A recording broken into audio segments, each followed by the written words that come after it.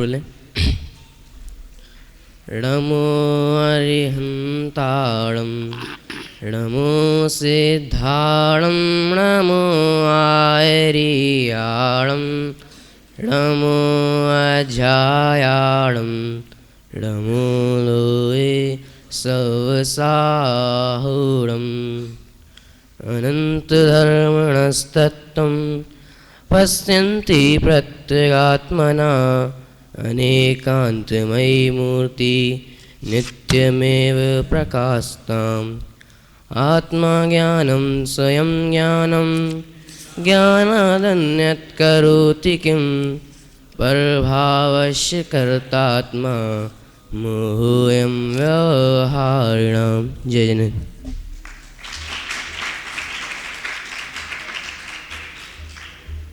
बहुत बहुत धन्यवाद भाई नयन को, जिन्होंने सुंदर मंगलाचरण प्रस्तुत किया।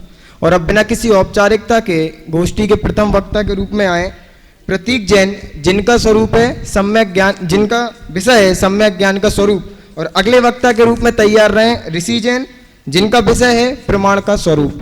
आए भाई प्रतीक जैन। ओम नमः सिद्धेभ्यः। आदरणीय अध्यक्ष महोदय, संचालक महोदय एवं समस्त सभासदों को मेरा शुद्धात्म वंदन। जैसा कि आप सभी को विदित है कि आज की प्रवर्तमान गोष्ठी का विषय है सम्यक ज्ञान एक अनुशीलन, जिसमें से मेरा विषय है सम्यक ज्ञान का स्वरूप। सम्यक ज्ञान का स्वरूप बताते हुए पंडित दौलत राम जी छैड़ाला में कहते हैं कि सम्यक श्रद्धाधारी पुनि से बहु सम्यक ज्ञान स्वपरार्थ बहुधर्म जो प्रगटावन भान। जिस प्रकार सूर्य समस्त पर पदार्थों को तथा स्वयं को जो का त्यों दर्शाता है, उसी प्रकार यह आत्मा अनेक धर्म युक्त स्वयं को तथा समस्त पर पदार्थों को जो का त्यों बतलाने वाला वह ज्ञान सम्यक ज्ञान है।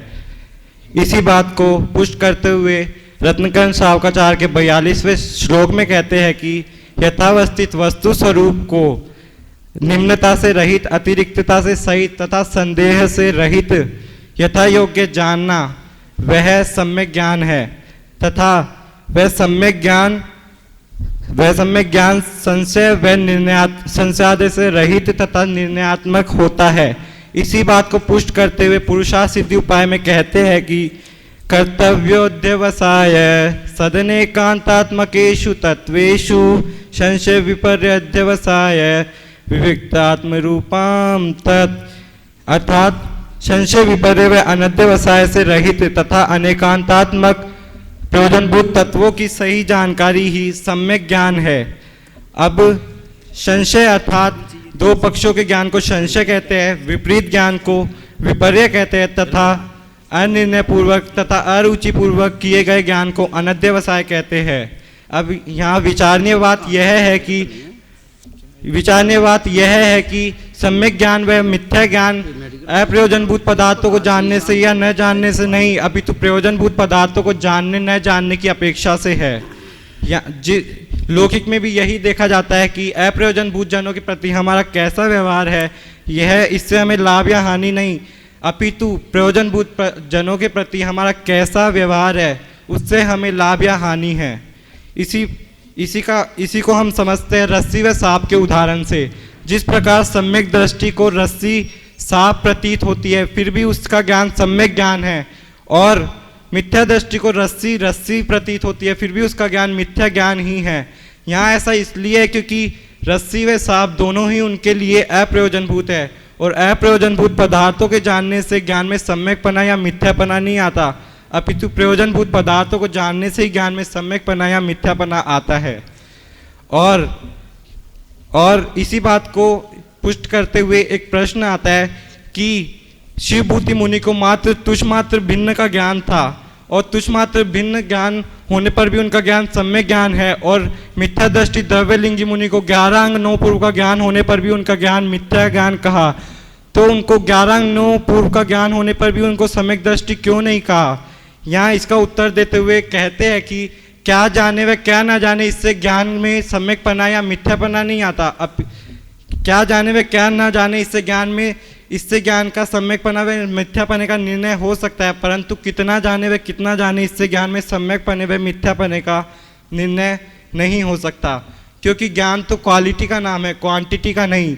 यहाँ विशेष बात यह है कि शिवभूति मुनि को प्रयोजनभूत जीवादि तत्वों की सम्यक श्रद्धा थी और 11 अंग 9 पूर्व का ज्ञान होने पर भी उस अज्ञानी मुनि को जीवादि प्रयोजनभूत का सही श्रद्धा नहीं था, इसी कारण उसको मिथ्या ज्ञानी कहा। इसके बाद एक प्रश्न उठता है कि एक यदि इसके बाद मिथ्या दृष्टि कहे कि हमने तो समस्त आगम को पढ़कर 11 अंग 9 पूर्व का ज्ञान को जान लिया है, तो अब तो हमें सम्यक ज्ञानी कहो ना, तो उसको उत्तर देते हुए कहते हैं कि मात्र जान लेने से उसे सम्यक दृष्टि नाम नहीं पड़ता। जानना लेकिन श्रद्धापूर्वक निर्णयात्मक ज्ञान सहित ही सम्यक ज्ञान है और निर्णय से रहित ज्ञान मिथ्या ज्ञान ही कहलाएगा, इसीलिए उसके ज्ञान को मिथ्या ज्ञान कहा। इसी प्रकार हम सभी भी मिथ्या ज्ञान व सम्यक ज्ञान के स्वरूप को समझकर सम्यक श्रद्धा करें तथा उसके बाद सम्यक ज्ञान को प्राप्त कर शीघ्र ही मोक्ष को प्राप्त करें। इसी मंगल भावना के साथ जय जिनेन्द्र।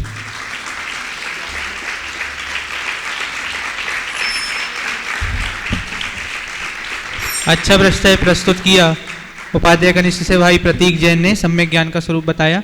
अगले वक्ता के रूप में आ रहे हैं भाई ऋषि जैन, जिनका विषय है प्रमाण का स्वरूप, और अग्रिम वक्ता के रूप में तैयार हैं उपाध्याय कनिष्ठ से ही लक्षित जैन, जिनका विषय है प्रत्यक्ष प्रमाण का स्वरूप। आए भाई ऋषि जैन। आदरणीय अध्यक्ष महोदय एवं सभा में उपस्थित सभी महानुभावों को मेरा शुद्धात्मा वंदन। प्रमाण गोष्ठी का विषय है सम्यक ज्ञानी का अनुशीलन, जिसमें मेरा विषय है प्रमाण का स्वरूप। प्रमाण शब्द बना कैसे, तो उसके व्याकरण की निरुक्ति के आधार पर प्रमाण शब्द का अर्थ होता है प्रमेते अर्थात जानाति इति प्रमाण, अर्थात अपने और पर के ग्रहण करने में प्रेरित हुआ जो जीव है वही प्रमाण शब्द है। सारांश रूप है, जो अपनी आत्मा को जानता है वही प्रमाण है, उससे ही अर्थ की सिद्धि होती है। जैसे प्रमाणादर्श संसिद्धि इष्टभाषा द्विप्रय इति वक्षे तयोलक्ष्मम सिद्धम अल्पम लगी से। प्रमाण का स्वरूप स्वपूर्वार्थ व्यवसायत्मकम ज्ञानम प्रमाणम, स्व अर्थात अपने आप को और अपूर्वार्थ अर्थात जिसे किसी अन्य प्रमाण से जाना नहीं है ऐसे पदार्थ का निश्चय करने वाले ज्ञान को प्रमाण कहते हैं। अब हम इन पांचों विशेषणों से प्रमाण को समझेंगे। स्व अपूर्व अर्थ व्यवसायत्मकम ज्ञान। प्रमाण का मूल आधार तो ज्ञान ही है, अतः प्रमाण के साथ ज्ञान को रखा है। ज्ञान का प्रयत्न कैसा हो यह बतलाने के लिए ज्ञान के लिए व्यवसायत्मकम पद रखा है। ज्ञान के प्रयत्न का विषय कहीं कल्पनालोक न बन सके, वस्तु जगत रहे, इसके लिए व्यवसाय का पूर्व अर्थ पद दिया है। ज्ञान का विषय वस्तु जगत होने पर भी कहीं उसमें पृष्ठ पेशर न होता रहे, अतः इस दोष से बचने के लिए अपूर्व शब्द रखा है। बाह्य वस्तु जगत की खोज में स्वयं ही न खो जाए, बाह्य जानकारी में मोह में कहीं स्वयं से ही अनजान न रह जावे। स्वयं भी एक वस्तु है, अतः सर्वप्रथम उसका ही ज्ञान होता आवश्यक है। इसी प्रकार सूत्र के आदि में ही स्वयं पद रखा है। जैन दर्शन में इस पद का अत्यधिक महत्व है। इसके ज्ञान बिना उत्पन्न हुआ ज्ञान प्रमाण है, प्रमाण की कोटि में ही नहीं, अतः स्वयं शब्द सूत्र का सिरमौर है। इन पांचों विशेषणों में ही से किन किन मतों का निराकरण होता है वह समझते हैं। ज्ञान पद तो न्यायिकों में सन्निकर्ष व वैशेषिकों में कारक साकल्यवाद का खंडन करता है। व्यवसायत्मकम बौद्धों के निर्विकल्पवाद का है। अर्थ पद विज्ञानात्मवेद चित्राद्वैतवाद है। अपूर्व पद तो धारावाहिक ज्ञान का है। स्व पद से ज्ञान को सर्वथा परोक्ष मानने वाले मीमांसक तथा अन्य ज्ञान से उसे ग्रहण करने मानने वाले न्यायिकों के कारक साकल्य व वैशेषिकों के सन्निकर्षवाद खंडन करके प्रत्यक्ष पद स्वतः समक्ष सिद्ध होता है। हमने समझा कि ज्ञान आदि पांच विशेषण जिसमें पाए जाते हैं वह प्रमाण है।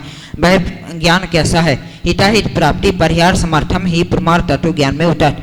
हित की प्राप्ति और अहित का परिहार करने में समर्थ है, वह ही ज्ञान प्रमाण है। वह व्यवसायक कैसा है? तनिश्चयात्मक समारूप विरुद्धानुमानवत, वह प्रमाण से जाने हुए पदार्थ का निश्चयात्मक ज्ञान करने में समारूप, संशय विपर्य और अनंत विषय का विरोधी होने से अनुमान कई तरह वह व्यवसायत्मक कहलाता है। वह अर्थ कैसा है? अनिश्चितो अपूर्वार्थ, जिस पदार्थ का किसी प्रमाण से निश्चय न किया गया हो वह अपूर्वार्थ वह अर्थ है। वह अपूर्वार्थ कैसा है? दृष्टोऽपि समारूपादरक, अपूर्व में देखे गए पदार्थ में यदि संशय विपर्य या अनिर्वशय आ जाए तो वह पदार्थ ही अपूर्वार्थ ही होता है। वह स्वयं कैसा है? स्वन्मुखत्या प्रतिभासनम स्वस्य व्यवसाय, स्वयं की तरह सन्मुख होने से जो अनुभव होता है वही स्वयं व्यवसाय कहलाता है।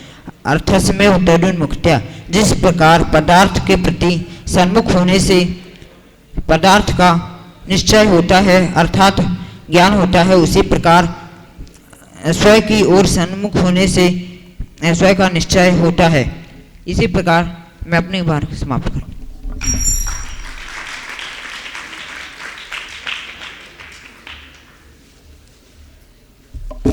धन्यवाद भाई ऋषि जैन को, जिन्होंने प्रमाण का स्वरूप इस विषय को प्रस्तुत करने का प्रयास किया। और अब आए भाई लक्षित जैन, जिनका विषय है प्रत्यक्ष प्रमाण का स्वरूप। और अग्रिम वक्ता के रूप में तैयार रहे श्रेणिक जैन, जिनका विषय है परोक्ष प्रमाण का स्वरूप व भेद। आए लक्षित जैन।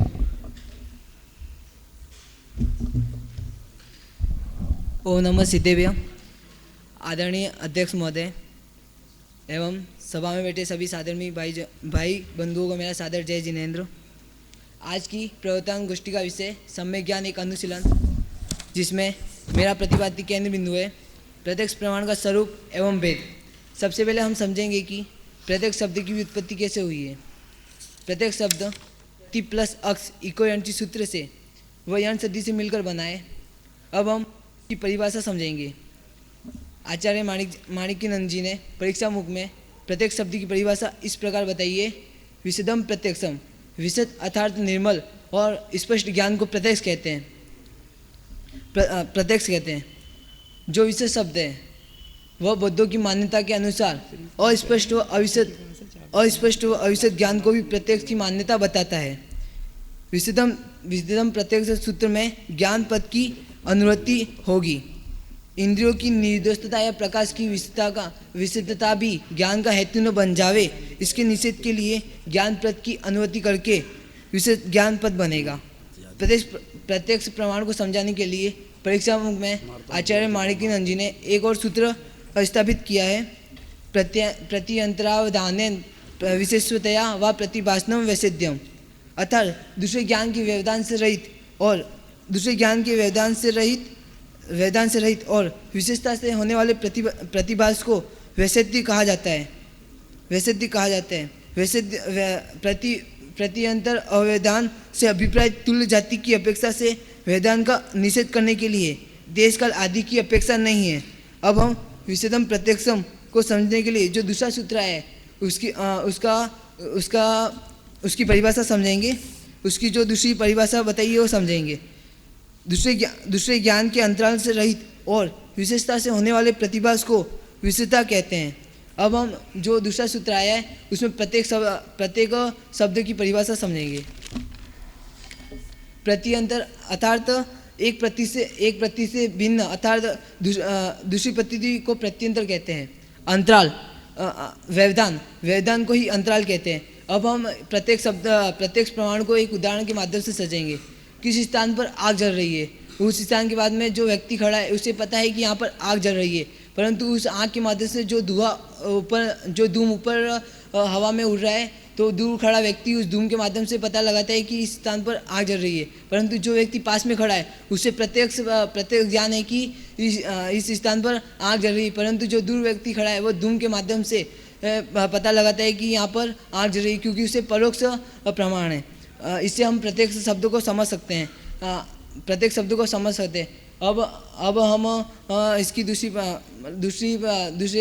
ग्रंथ में माध्यम से समझेंगे कि छोटे दादाजी ने प्रत्येक शब्द की परिभाषा इस प्रकार प्रत्येक शब्द को स्पष्ट करते हुए कहा है कि जो 5 तत्वमणि प्रतिपिका में कहा है कि जो वो 5 ज्ञान है, उसमें मति ज्ञान और शुद्ध ज्ञान वो परोक्ष है, और अवधि ज्ञान, मन पर ज्ञान और केवल ज्ञान वो प्रत्यक्ष है। अब छोटे दादाजी ने प्रत्यक्ष शब्द की परिभाषा इस प्रकार बताई है कि ये छोटे दादाजी ने प्रत्येक शब्द की परिभाषा इस प्रकार बताई है कि जिस ज्ञान में इंद्रिय, मन, प्रकाश आदि के सहयोग की आवश्यकता नहीं है वह ज्ञान प्रत्यक्ष प्रमाण है। न्याय मंदिर में वीर सागर जी ने विशेष शब्द की परिभाषा इस प्रकार बताई है, जो ज्ञानावरण कर्म के स्वार्थ सर्वथा सह अथवा विशिष्ट क्षयोपसन से उत्पन्न होती है और शब्द व अनुमानादि से नहीं हो सकती है, उस अनुभव सिद्ध निर्मलता को ही विशुद्धता कहते हैं। विशुद्धता, निर्मलता और स्पष्टता ये सब एकार्थवाची है। अब हम प्रत्यक्ष के वेदों को समझते हैं। प्रत्यक्ष के 2 वेद होते हैं, सामव्यवहारिक प्रत्यक्ष और पारमार्थिक प्रत्यक्ष। सामव्यवहारिक प्रत्यक्ष इसके संबंध में आचार्य माणिक्य नंदी ने परीक्षा मुख में तत्व परिच्छेद में लिखा है, इंद्रिय निमित्तम देशत सामव्यवहारिकम, अर्थात जो ज्ञान एक देश निर्मल हो तथा इंद्रियों और मन की सहायता से उत्पन्न होता है वह सामव्यवहारिक प्रत्यक्ष है। और समीचीन प्रवृत्ति और निवृत्ति रूप व्यवहार को सामव्यवहार कहते हैं। उसका दूसरा नाम मति ज्ञान भी है। जो पारमार्थिक प्रत्यक्ष, जो ज्ञान सामग्री विशेष एवं समस्त ज्ञानावरणादि कर्मों को निराकृत करने से वह मुख्य प्रत्यक्ष या पारमार्थिक प्रत्यक्ष कहा जाता है। अब पारमार्थिक प्रत्यक्ष पूर्णतया विशुद्ध क्यों है, इसका समाधान करते हुए कहा है कि सावरणत्वे करण जनत्वे प्रतिबंध संभवातः, अर्थात आवरण सहितपना और इंद्रिय जयनपना होने पर ही ज्ञान में प्रतिबंध संभव होता है। इसलिए जो ज्ञान निवारण और अतीन्द्रिय होता है उसे ही मुख्य प्रत्यक्ष जानना चाहिए। इस प्रकार हम प्रत्यक्ष को समझे और न्याय को समझे और मोक्ष रूपी लक्ष्मी को प्राप्त करें। इसी का सादर जय जय।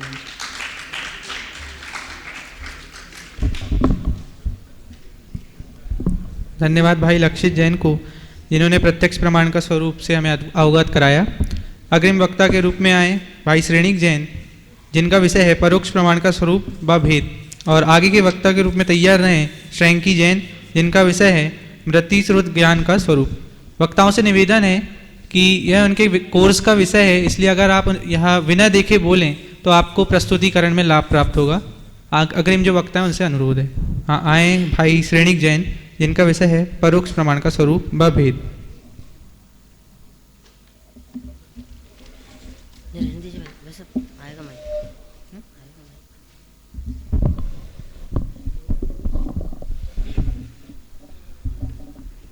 जय जिनेन्द्र। ओम नमः सिद्धेभ्यः।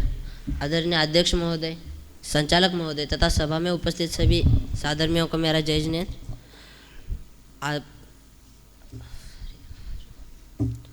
प्रवर्तमान गोष्ठी का विषय सम्यक ज्ञान एक अनुशीलन, उसमें से मेरा प्रतिपाद्य केंद्र बिंदु है परोक्ष प्रमाण का स्वरूप तथा भेद। सर्वप्रथम परोक्ष किसे कहते हैं हम समझेंगे।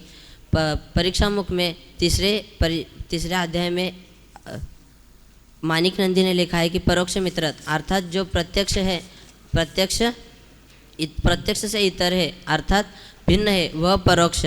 उसका विशेष स्पष्टीकरण करने के लिए अभिनव धर्मभूषण यति न्यायदीपिका में कहते हैं अविशदम प्रतिभासम परोक्षम, अर्थात जो अविशद है प्रतिभासन से अविशद अर्थात प्रतिभास को परोक्ष प्रमाण कहते हैं। जिस ज्ञान का प्रतिभास विशद स्पष्ट नहीं है वह परोक्ष है। आचार्य उमा स्वामी तत्वार सूत्र में इस प्रकार परोक्ष की व्याख्या करते पराधीन ज्ञान को ही परोक्ष कहा है। ज्ञान मन और प्रकाश के निमित्त से संयोग से जो उत्पन्न होता है वह पराधीन ज्ञान होने से उसे परोक्ष प्रमाण कहा जाता है। परोक्ष प्रमाण में 5 ज्ञान में से प्रथम 2 ज्ञान आते हैं, मृत्यु ज्ञान और श्रुत ज्ञान। अब हम परोक्ष प्रमाण के भेद को समझते। परीक्षा मुख में आचार्य माणिक नंदी लिखते हैं प्रत्यक्ष दिन निमित्तम स्मृति प्रत्यय ज्ञान तर्कानु मानागम भेदम, अर्थात जिसमें प्रत्यक्ष प्रमाण आदिक से निमित्त है वह परोक्ष प्रमाण है। आदिक से अभिप्राय परोक्ष प्रमाण के भेदों से है जो उत्तरवर्ती प्रमाण ज्ञान के कारण है। परोक्ष प्रमाण स्मृति प्रत्यभिज्ञान, तर्क, अनुमान और आगम आदि 5 भेद है। ये परोक्ष प्रमाण की अपनी उत्पत्ति में पूर्ववर्ती प्रमाण ज्ञानों की अपेक्षा रखते हैं, इसलिए परोक्ष प्रमाण इनको एक विशेष क्रम में रखना ही आवश्यक और अनिवार्य है। तो हम प्रथम समझेंगे स्मृति किसे कहते हैं। संस्कारोद्भूत निबंधना तदितिकारा स्मृति, अर्थात संस्कार और संस्कार की प्रगटता के कारण जो वह है ऐसा आकार वाले ज्ञान को ही स्मृति कहते हैं। उदाहरणार्थ जैसे वह देवदत्त है, उसका प्रतिभासन होना वह स्मृति है। स्मृति ज्ञान निसर्गत सम्यक्त्व दर्शन का आकार है और इसके बिना समस्त धारणा ज्ञान भी निरर्थक है। अगला है प्रत्यभिज्ञान, दर्शन स्मरणम कारकम प्रत्यभिज्ञानम, अर्थात इसके बिना अर्थात सम्यक प्रत्यक्ष दर्शन और स्मृति के द्वारा जो जोड़ रूप ज्ञान होता है उसे प्रत्यभिज्ञान कहते हैं। जैसे उदाहरणार्थ वह ही है अर्थात उसके समान ही है। इस प्रत्यभिज्ञान के 4 भेद होते हैं। एक एकत्व प्रत्यभिज्ञान, सादृश प्रत्यभिज्ञान, विलक्षण प्रत्यभिज्ञान और प्रतियोगी प्रत्यभिज्ञान। इस भेदों को नामानुसार इनका स्वरूप समझ लेना चाहिए। अब तर्क, उपलम्बानुपलम्ब निमित्तम व्याप्ति ज्ञान मुह, अर्थात उपलम्ब तथा अनुपलम्ब के निमित्त से होने वाले ज्ञान को व्याप्ति कहते हैं। तब एक प्रश्न उठता है, व्याप्ति किसे कहते हैं? साध्य और साधन के गम्य गमक बतलाने वाले संबंध को ही सुनिश्चित संबंध को ही व्याप्ति कहते हैं। तर्क का ही दूसरा नाम ऊह है। तर्क से ही अविनाभाव का निर्णय होता है। तर्क, अविनाभाव, व्याप्ति, अन्वय, व्यतिरेक यही तर्क के एकार्थवाची शब्द है। आगे आएगा अनुमान, साध्य साधनात् विज्ञान मनुमानद, अर्थात साधन से होने वाले ज्ञान को अनुमान प्रमाण कहते हैं। साधन रूप लिंग से साध्य रूप लिंगी का जो ज्ञान होता है उसे अनुमान कहते हैं। जैसे धुआं से अग्नि का ज्ञान होना, उसमें धुआं साधन माना है और अग्नि साध्य है। इस अनुमान के 2 भेद हैं, स्वार्थानुवाद और परार्थानुवाद। अब आएगा आगम, आप्त के वचनों से जो ज्ञान होता है उसे आगम कहते हैं। यदि आगम को स्वीकारे बिना समस्त तीर्थंकरों की सत्ता भी संभव नहीं होगी। 16 स्वर्ग, 7 नरक, सिद्धशिला आदि समस्त ज्ञान का आधार एक देशना का आधार बनता है। अतः यह अत्यंत उपयोगी है। आप तो स्वयं निर्दोषी होने से उनका कहा हुआ आगम भी निर्दोष एवं सत्य है। अंत में परोक्ष प्रमाण से हमारे जीवन में उपयोगिता क्या है, ये समझने के लिए पंडित जयचंद जी छाबड़ा का महत्वपूर्ण विचार। पहले आगम का युक्ति से अनुमान और आगम के ज्ञान से ज्ञान का स्वरूप निश्चित करने के लिए एक अखंड आत्मा का अनुभव करना ही सम्यक दर्शन है। इसका परोक्ष प्रमाण हमारे परम प्रयोजन की सिद्धि करने से वर्तमान समय में अत्यंत उपयोगी है। अतः हमारी जीवन में भी परोक्ष प्रमाण का माध्यम से निज आत्मा का स्वभाव करके जल्दी से सम्यक ज्ञान का प्रकट करके लोक सुलभ भक्ति से प्राप्त। जय हिंद।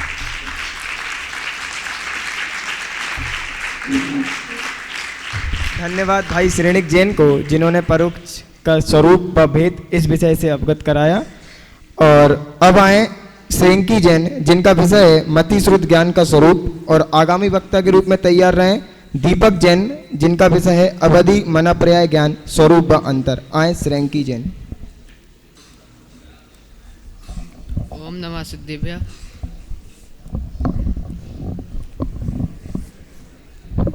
ओम नमः सिद्धेभ्य।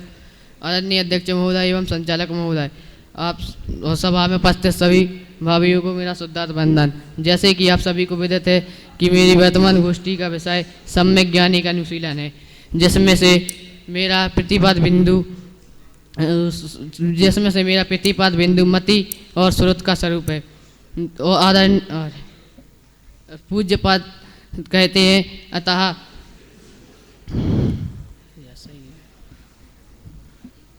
इंद्रिय और मन के निमित्त में होने वाले वस्तु को निमित्त कहते हैं। और आदरणीय छोटे दादाजी वितराग विज्ञान भाग 3 में लिखते हैं कि श्रुत ज्ञान को छोड़कर दर्शन के पूर्व स्वर्ण मुक्त्या प्रकट होने वाले निज आत्मा के ज्ञान को मति ज्ञान कहते हैं। इंद्रिय और मन के निमित्त उस ज्ञान को जो सुनते हुए सुनने मात्र श्रुत ज्ञान कहते हैं। इसको परिभाषा करते हुए आदरणीय छोटे दादाजी कहते हैं, वीतराग विज्ञान में लिखते हैं, मति ज्ञान द्वारा जाने हुए पदार्थ को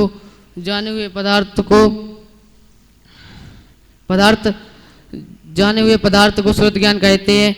मति ज्ञान के 4 भेद अवग्रह, धारणा प्रथम बताए हैं।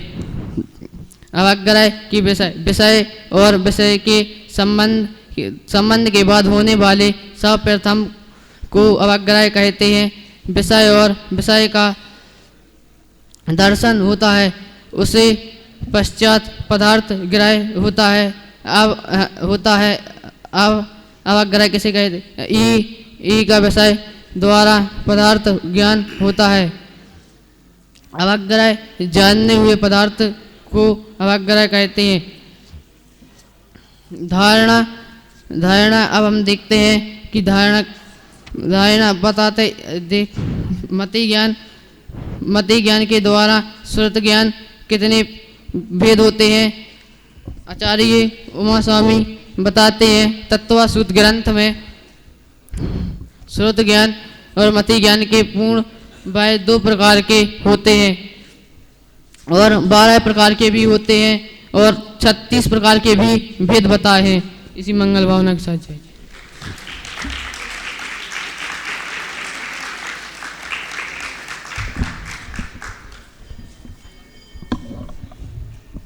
आपके कोर्स का विषय है, इसलिए आपको इसे और अच्छे से तैयार करना चाहिए। अगले वक्ता के रूप में आए भाई दीपक जैन, जिनका विषय है अवधि मना पर्याय ज्ञान का स्वरूप व अंतर, और अग्रिम वक्त्री के रूप में तैयार रहे शीतल दीदी, जिनका विषय है केवल ज्ञान का स्वरूप। आए भाई दीपक जैन।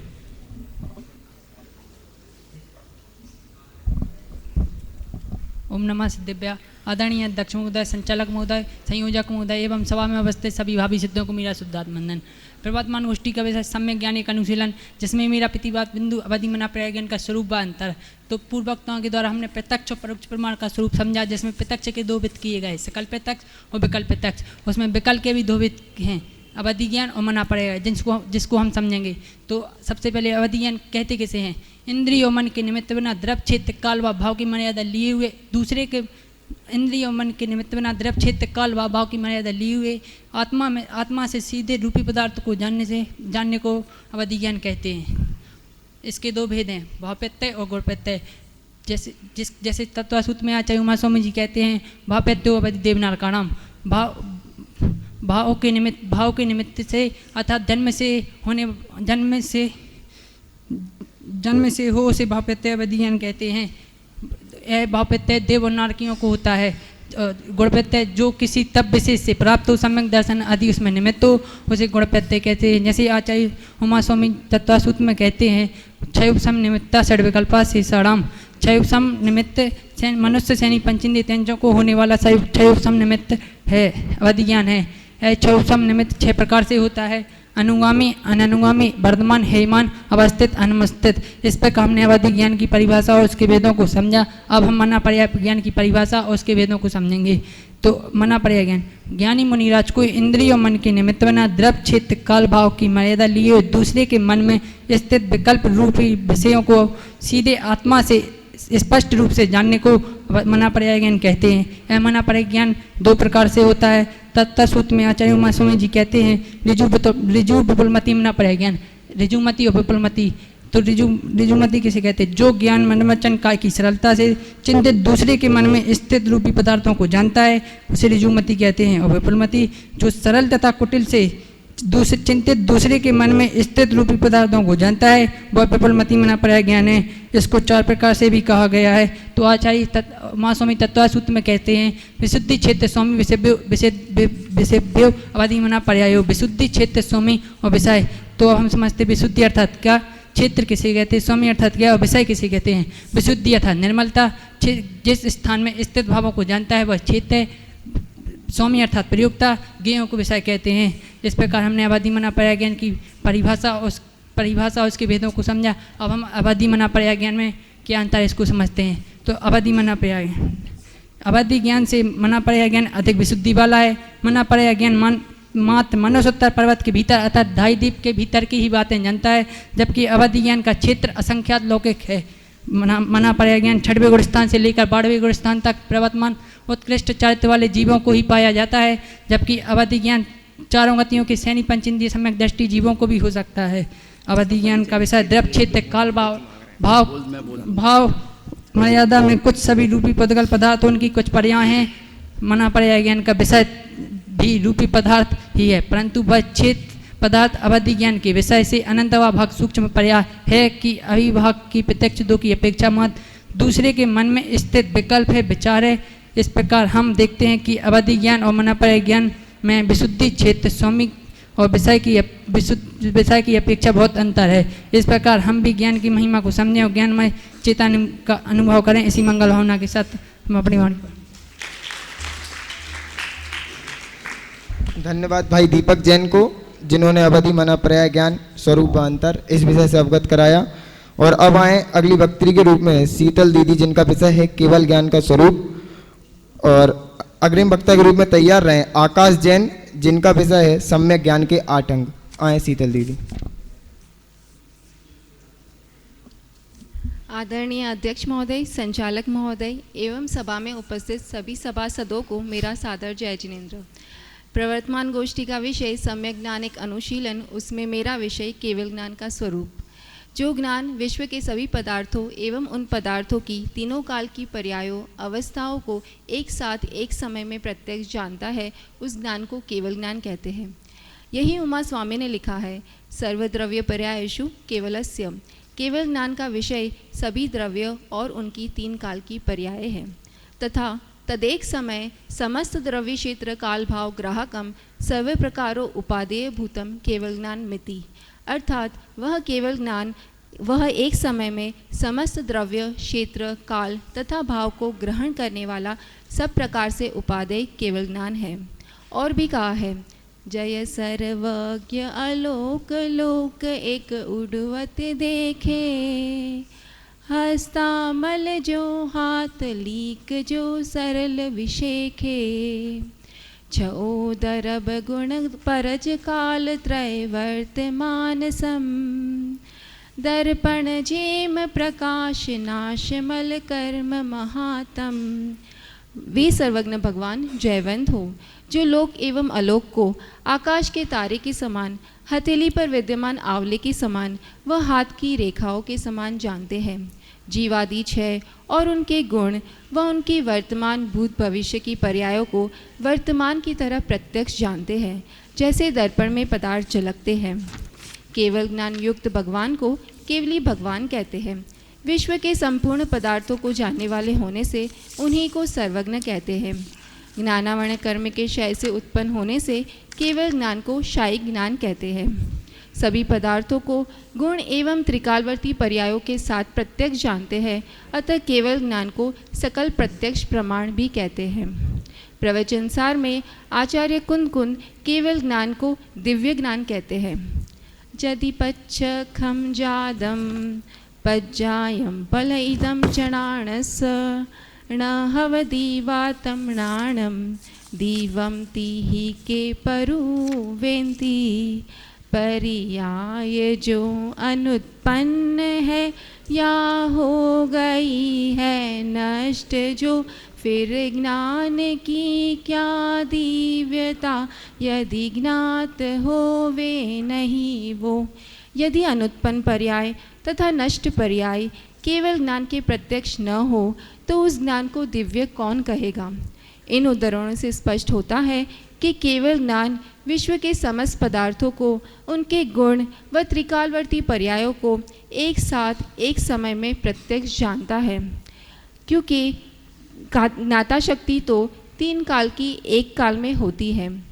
केवल ज्ञान शब्द में केवल शब्द असहायवाची है, असहाय ज्ञान को केवल ज्ञान कहते हैं। केवल ज्ञान को पदार्थों को जानने के लिए इंद्रियां, मन या प्रकाश आदि किसी भी बाह्य पदार्थों की आवश्यकता नहीं है। वह इंद्रिया आदि के बिना ही पदार्थों को जानता है, इसलिए उसे असहाय कहा है। यही विद्यानंदी स्वामी त्रिलोक पन्नति में कहते हैं, तत समन्तश्चक्षुरिन्द्रियाद्यनपेक्षिणं निःशेष द्रव्य पर्याय विषयम केवलम स्थितम। चक्षु इंद्रिय आदि की किसी भी प्रकार से अपेक्षा न रखने वाला, सर्वद्रव्य पर्यायों को जानने वाला वह केवल ज्ञान है। केवल ज्ञानी अपनी आत्मा एवं विश्व के समस्त पदार्थों को जानते हैं। अपने शुद्ध आत्मद्रव्य के यथार्थ श्रद्धान ज्ञान आचरण रूप एकाग्र ध्यान द्वारा केवल ज्ञानावरण आदि 4 घातिया कर्मों के क्षय होने से केवल ज्ञान की उत्पत्ति होती है। यही आचार्य ब्रह्मदेव कहते हैं, आत्मा के ध्यान से केवल ज्ञान की प्राप्ति होती है। केवल ज्ञान पर्वत, वज्रपटल आदि किन्हीं पदार्थों के आड़े आने पर भी रुकता नहीं है।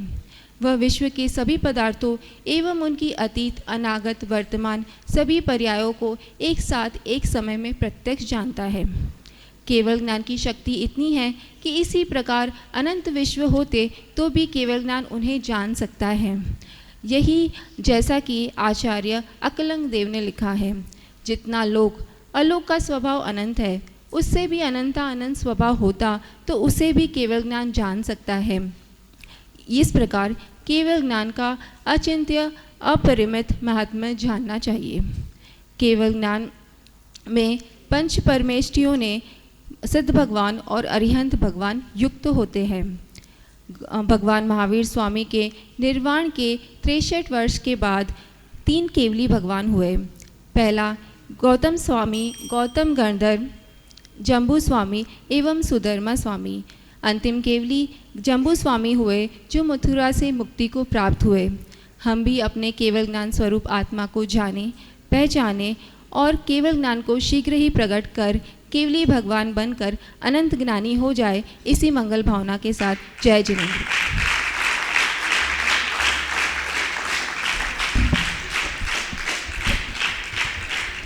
बहुत बहुत धन्यवाद शीतल दीदी को, जिन्होंने विषय प्रस्तुत किया केवल ज्ञान का स्वरूप।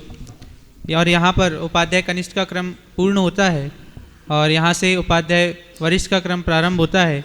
उपाध्याय वरिष्ठ में से प्रथम वक्ता के रूप में मैं आवाज़ दे रहा हूँ भाई आकाश जैन को, जिनका विषय है सम्यक ज्ञान के 8 अंग। वे आएँ और अपना विषय प्रस्तुत करें। और अग्रिम वक्ता के रूप में तैयार रहें सम्मेत जैन, जिनका विषय है सम्यक ज्ञान का अन्यथा रूप। भाई आकाश जैन।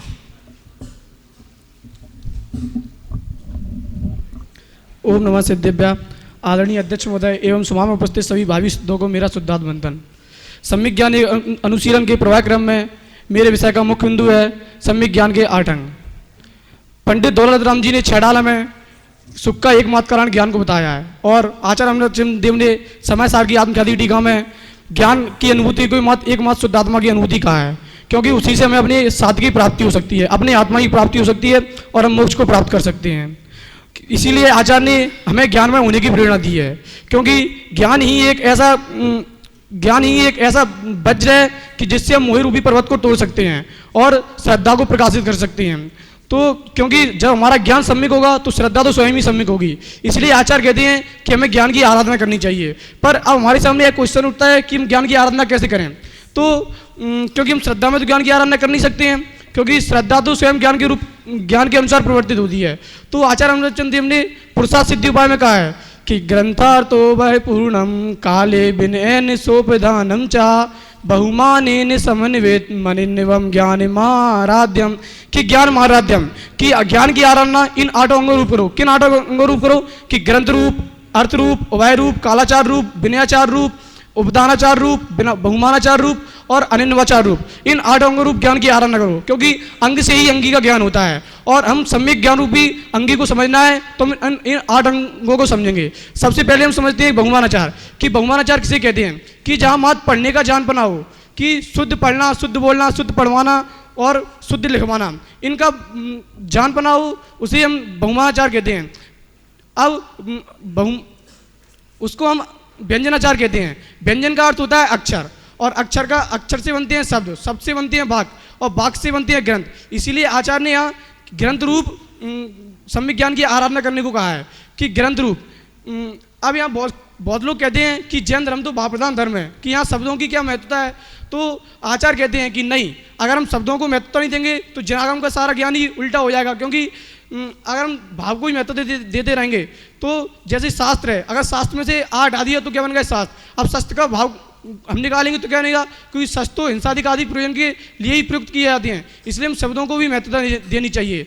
ये हुआ व्यंजनाचार। अब समझते हैं अर्थाचार। अर्थाचार किसे कहते हैं कि जहाँ मात्र जिसको हमने पढ़ा है, सम्यक रूप से पढ़ा है, सुना है या पढ़वाया है, उसका हमें भावासन अर्थ सही ख्याल में आए, उसको अर्थाचार कहते हैं। श्रीमद् रायचंदी इस बारे में एक वाक्य कहते हैं कि हमें ज्ञान को इस तरह पढ़ना चाहिए कि वह हमारे हृदय में समा जाए। तो वहीं आदरणीय छोटे दादाजी कहते हैं कि ज्ञान को हमें कच्ची नहर की भांति पढ़ना चाहिए, कि जिस प्रकार कच्ची नहर होती है वह पहले पानी स्वयं सोखती है और फिर उसको आगे बढ़ाती है, उसी प्रकार जो ज्ञान होता है उसको पहले हमें खुद ग्रहण करना चाहिए। जितना हम उसको ग्रहण कर सके उतना ग्रहण करना चाहिए, फिर उसको हमें आगे प्रभावित करना चाहिए। ये हुआ अर्थाचार। अब हम देखते हैं उभयाचार। उभयाचार किसे कहते हैं कि जहाँ हम शुद्ध पढ़ें और शुद्ध बोलें और उसका में जो भावासन है वह भी शुद्ध ख्याल में आए, उसको हम उभयाचार कहते हैं। अब आता है कालाचार, कि कालाचार किसे कहते हैं कि जिस समय जिस घड़ी में जो ग्रंथ पढ़ने रूप है, जो ज्ञान ग्रहण करने योग्य है, हमें उन्हीं का ज्ञान करना चाहिए। क्योंकि आचार्य अमृतचंद देव ने पुरुषार्थ सिद्धि में कहा है कि आंधी के समय या भारी तूफान के समय या अकाल वृष्टि आदि के समय हमें या संध्या के समय सिद्धांत शास्त्रों को नहीं पढ़ना चाहिए। उस समय हम धर्म आदि कथा आदि ग्रंथों को पढ़ सकते हैं, पर सिद्धांत शास्त्रों का पढ़ना वर्जित है। पर कुछ लोग कहते हैं कि का समय से क्या होता है, समय तो वो तो जिनवाड़ी है, उसको हम चाहे जब पढ़ें, चाहे जब बोलें, चाहे जब हम रात को भी पढ़ सकते हैं, दिन में भी पढ़ सकते हैं। ऐसा नहीं है। आचार्यों ने जिनागम में भी काल का महत्व बताया है कि कहा है कि अगर हम काल का महत्व समझेंगे तो कार तो चाहे जब होने लगेगा। जिस प्रकार कि जो बीज दिसंबर में बोया जाता है उसको अगर हम जून के महीने में बोएंगे तो क्या वह फसल को पैदा करेगा? नहीं, वह भी सड़ जाएगा, गल जाएगा और नष्ट हो जाएगा। और जो जून में बीज बोया जाता है अगर उसको हम दिसंबर में बोएंगे तो कोई क्या वह भी फसल को पैदा करेगा कि नहीं, वो भी सड़ जाएगा, गल जाएगा, नष्ट हो जाएगा। इसीलिए हमें जिस समय ज्ञान की आराधना करनी चाहिए उसी समय ज्ञान की आराधना करनी चाहिए, जब भी वह हमारे लिए फलदायी होगा।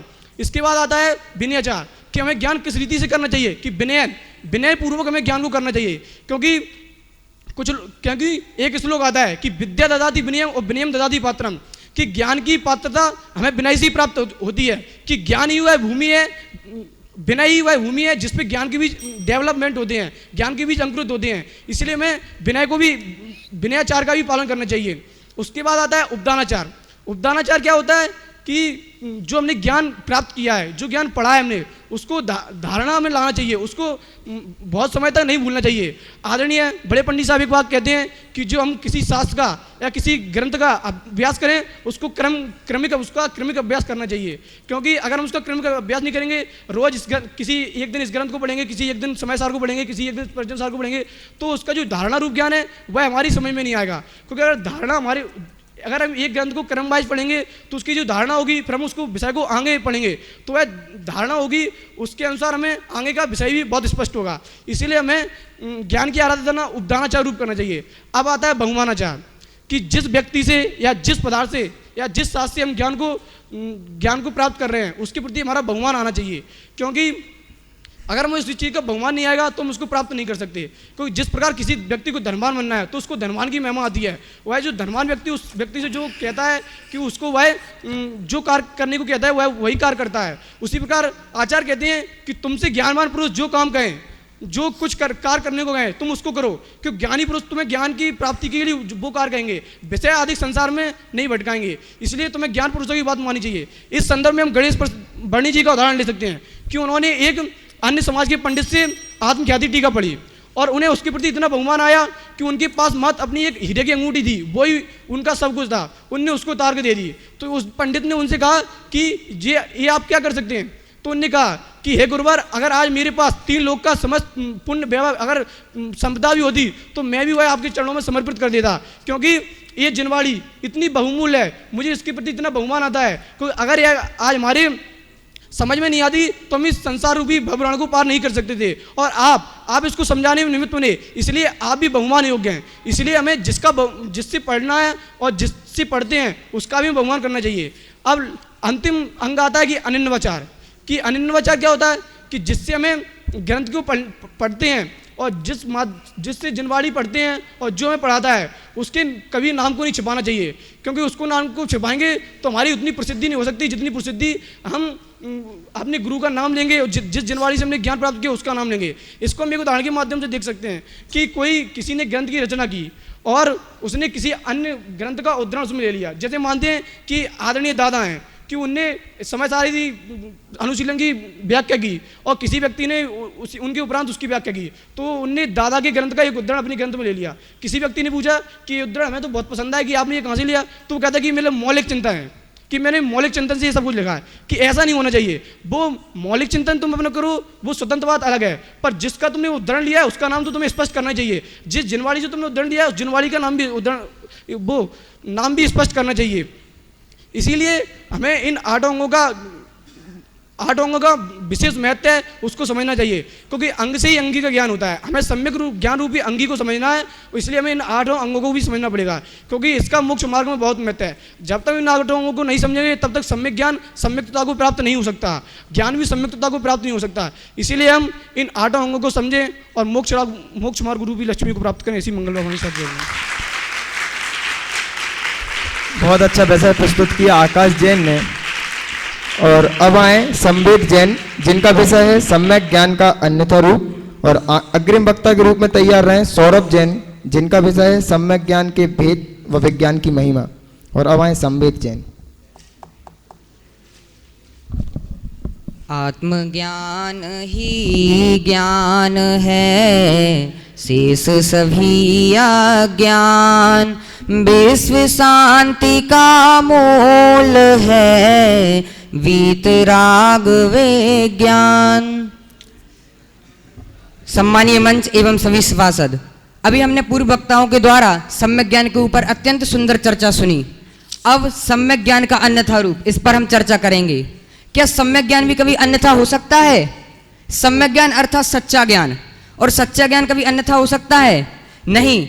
अरे भाई साहब, सम्यक ज्ञान अन्यथा नहीं है। यह अज्ञानी सम्यक ज्ञान का सच्चा स्वरूप नहीं समझकर संशय विपर्य अनद्वसह रूप श्रद्धा करता है, इसलिए सम्यक ज्ञान का अन्यथा रूप कहने में आता है। जिस प्रकार सूर्य स्वयं तो प्रकाशमान होता है और अन्य पदार्थों को भी यथावत दर्शाता है, उसी प्रकार जो अनेक धर्मयुक्त स्वयं अपने आप को और पर पदार्थों को ज्यों का त्यों बतलाता है, उसे सम्यक ज्ञान कहते हैं। पर पदार्थों का क्या स्वरूप है और अपने चैतन्य तत्व का क्या स्वरूप है, इसका सच्चा निर्णय करने के लिए शास्त्राभ्यास जरूरी है। इसलिए सम्यक ज्ञान का कारण शास्त्राभ्यास कहा है। इसलिए यहाँ कहते हैं कि शास्त्राभ्यास से भी सम्यक ज्ञान होता है। प्रवचन सार की 86वीं गाथा में आचार्य देव कहते हैं, तत्वार्थ को जो जानते प्रत्यक्ष आज इन शास्त्र से दृग मोह क्षय हो, इसलिए स्वाध्याय करना चाहिए। इसलिए शास्त्राभ्यास को भी सम्यक ज्ञान कहा है।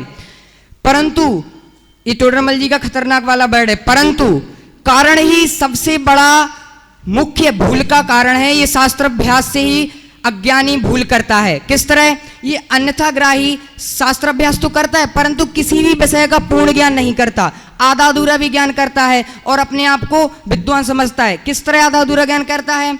2 भाई लड़ रहे थे, मैंने पूछा भाई क्यों लड़ रहे हो, तो बोले तुम चुप रहो। भरत बाहुबली भी तो लड़े थे, उनसे कुछ नहीं कहा, तो मैंने कहा आगे क्या हुआ ये देखा, बोले वो मैं नहीं जानता। इस तरह आधा अधूरा ज्ञान भी बहुत खतरनाक होता है।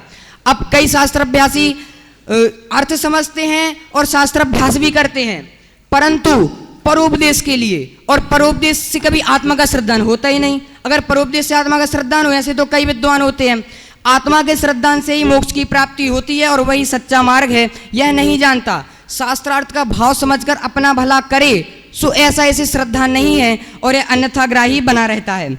अब शास्त्राभ्यासी कुछ ऐसे भी होते हैं कि न्याय काव्य और व्याकरण का भी ज्ञान करते हैं, परंतु ये लोक में पांडित्य प्रकट करने के कारण हैं, ये अपनी ख्याति के लिए कार्य करते हैं। इसलिए इनमें आत्मा का निरूपक तो कुछ बात है ही नहीं। जो नाना प्रकार की युक्तियों का अर्थ लगाने के लिए न्याय का अभ्यास करते हैं, न्याय का अवगाहन करते हैं, और वाद विवाद आदि से महंतपना सिद्ध करने के लिए जो न्याय का अवगाहन करते हैं, चतुराई के लिए अपनी चतुरता दिखाने के लिए जो ये काव्य का अवगाहन करते हैं, इत्यादि लौकिक प्रयोजनों सहित जो शास्त्र अभ्यास करते हैं वो सच्चे धर्मात्मा नहीं है।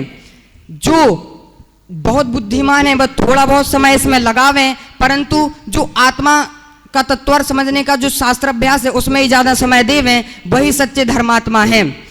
अब यहाँ पर कुछ अन्यताग्राही इस तरह के भी होते हैं कि जो उन्हें अनुयोगों का भी ज्ञान रहेगा, वो चारों अनुयोगों का ज्ञान करते हैं, परंतु उसमें वितरकता को गौण कर देते हैं और पुण्य पाप के ही गीत गाते हैं। पुण्य अच्छा है और पाप बुरा है, इस तरह के जो भाव रखते हैं। अब यहाँ उनके लिए भी कहते हैं, अब कोई इसमें शंका भी उठा सकता है कि तुम तो एक तो शास्त्राभ्यासी भी कह रहे हो और कह रहा है ये, और कि वितरक पुण्य को भला और पाप को बुरा जानता है, इस तरह का भी प्रश्न उठ सकता है। तो उनके लिए यहाँ कहते हैं कि आगम में जो हिंसादी पाप प्रवृत्ति रूप कार्य कर रहे हैं उन्हें पाप प्रवृत्ति से हटाने के लिए दया दान व्रत पूजन इत्यादि कार्यों में संलग्न करने के लिए उपदेश आता है। तो ये अज्ञानी वहां से अपने अज्ञानपना का पोषण करता है और हमेशा अन्यथा श्रद्धानी बना रहता है।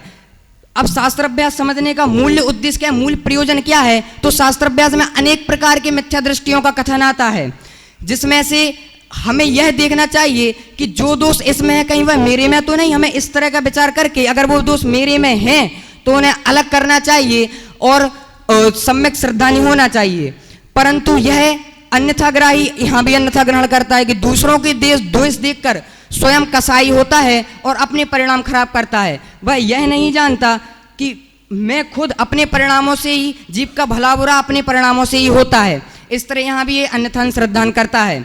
अच्छा, अब इन सब अन्यथा श्रद्धानों से बचने का कोई उपाय है तो वह है शास्त्रों की कथन पद्धति। शास्त्रों में आचार्य देव किस तरह कथन पद्धति से क्या बात कर रहे हैं, जब तक हमें यह बात समझ में नहीं आएगी, जब तक हम नए विवक्षा को नहीं समझेंगे, तब तक हमें अपने ज्ञान की सम्यक ज्ञान की प्राप्ति नहीं होगी। और जैसे ही हम नए विवक्षा को समझेंगे सम्यक ज्ञान हमें जरूर प्राप्त होगा। इसलिए कहते हैं, ताते जिनवर कथित तत्व अभ्यास करीजे, संशय विभ्रम मोह त्याग आपो लख लीजे।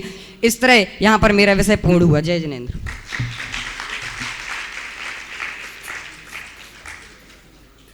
धन्यवाद भाई सम्मेत जैन को, जिन्होंने सम्यक ज्ञान के अन्यथा स्वरूप से हमें अवगत कराया।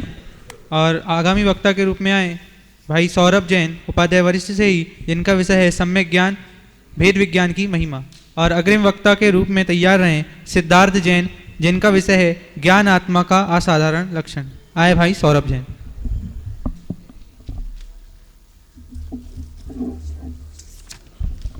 जय श्री ओम नमः सिद्धेभ्यः।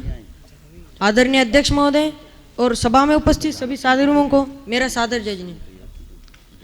धारा प्रवाही गोष्ठी में मेरे विषय का केंद्र बिंदु है सम्यक ज्ञान भेद विज्ञान की महिमा। तो हम सबसे पहले देखते हैं महिमा शब्द का अर्थ। महिमा किसे कहते हैं? महिमा अर्थात महत्व, उपयोगिता, अर्थात इसकी बड़ी महिमा है। तथा मूल रूप में देखा जाए तो बात यह उठती है कि इसे प्राप्त कैसे किया जाए। तो हमारे सामने उत्तर आता है कि निश्चय परक में मैं एक ही हूँ, अर्थात भगवान आत्मा। पर विचारणीय बिंदु यह है कि आत्मा मैं भी हूँ और आप भी है, पर हमें भेद विज्ञान प्राप्त क्यों नहीं है? तो इसका मूल कारण यही है कि हम स्व और पर को एक ही मानते, उसमें भेद विज्ञान नहीं करते। तो इसकी महिमा यह भी है कि यह भेद विज्ञान रूपी छेनी स्व और पर को विभक्त करती है, जिससे हम निश्चय परख कर अपने को अर्थात आत्मा को प्राप्त कर उसमें जम रम कर सिद्ध दशा को प्राप्त कर सकते हैं। फिर यहाँ प्रश्न उठता है कि भेद ज्ञान क्यों करना?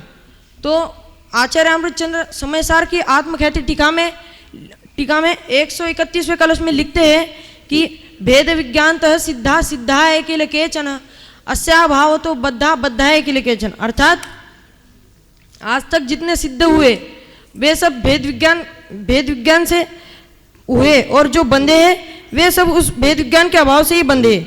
जिस प्रकार वन में लगी आग को बुझाने में मुसलधार बारिश के बिना कोई समर्थ नहीं, उसी प्रकार पंचेंद्रिय के विषयों की चाह एक ऐसी आग है जो आत्मा के अनंत दुखों का एकमात्र कारण है और जिसे ज्ञान रूपी मेघों की वर्षा के अतिरिक्त कोई नहीं बुझा सकता।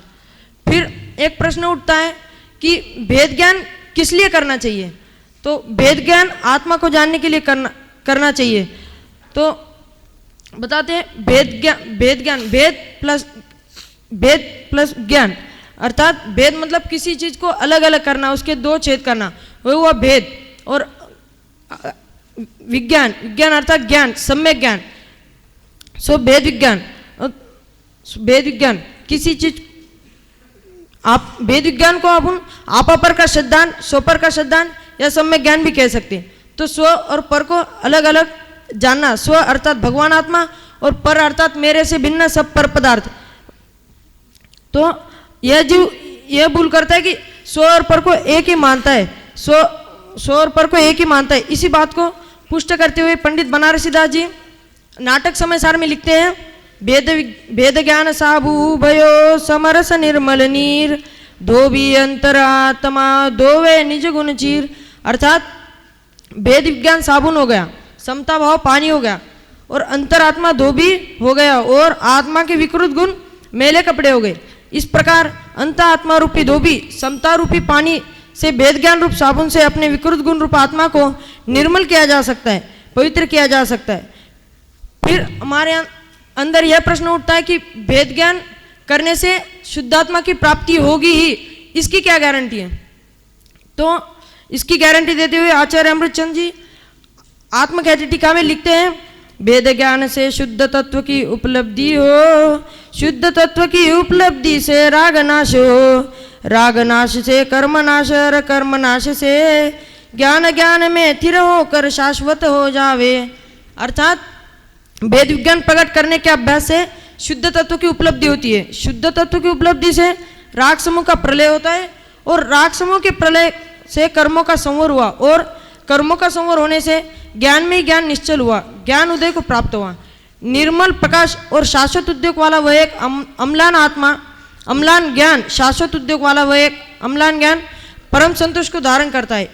इसी बात को स्पष्ट करते हुए पंडित दौलतराम जी छड़ाला की चौथी डाल के 8वें छंद में लिखते हैं, जे पूर्व शिव गए जाई अरुआगे जे सो सब महिमा ज्ञान तिनी मुनिनाथ कहे, विषय चाह दव दाव जगत जन अर निध जावे, तास ज्ञान तास उपायन आन ज्ञान घन गान बुझावे। अर्थात जो भूतकाल में मोक्ष गए, वर्तमान में जा रहे और भविष्य में जाएंगे, वे सब भेद विज्ञान अर्थात सम्यक ज्ञान के प्रताप से ही गए। जिस प्रकार दावानल अर्थात जंगल में लगने वाली आग वहां के सारे पदार्थों को भस्म कर देती है, उसी प्रकार 5 इंद्रियों संबंधी विषयों की इच्छा संसारी जीवों को जलाती है, अर्थात दुख देती है। अब हम सारांश रूप में देखते हैं कि भेद विज्ञान कोई क्रियाकांड नहीं है, क्रियाकांड का नाम नहीं है, जैसे कि जब तप करो आदि करो इससे भेद विज्ञान प्रकट होगा, ऐसा नहीं है। तो भेद विज्ञान श्रद्धा का नाम है। भेद विज्ञान रूपी श्रद्धा हमारे अंदर हो, आपके अंदर प्रकट हो। इसी मंगल भावना के साथ अभी को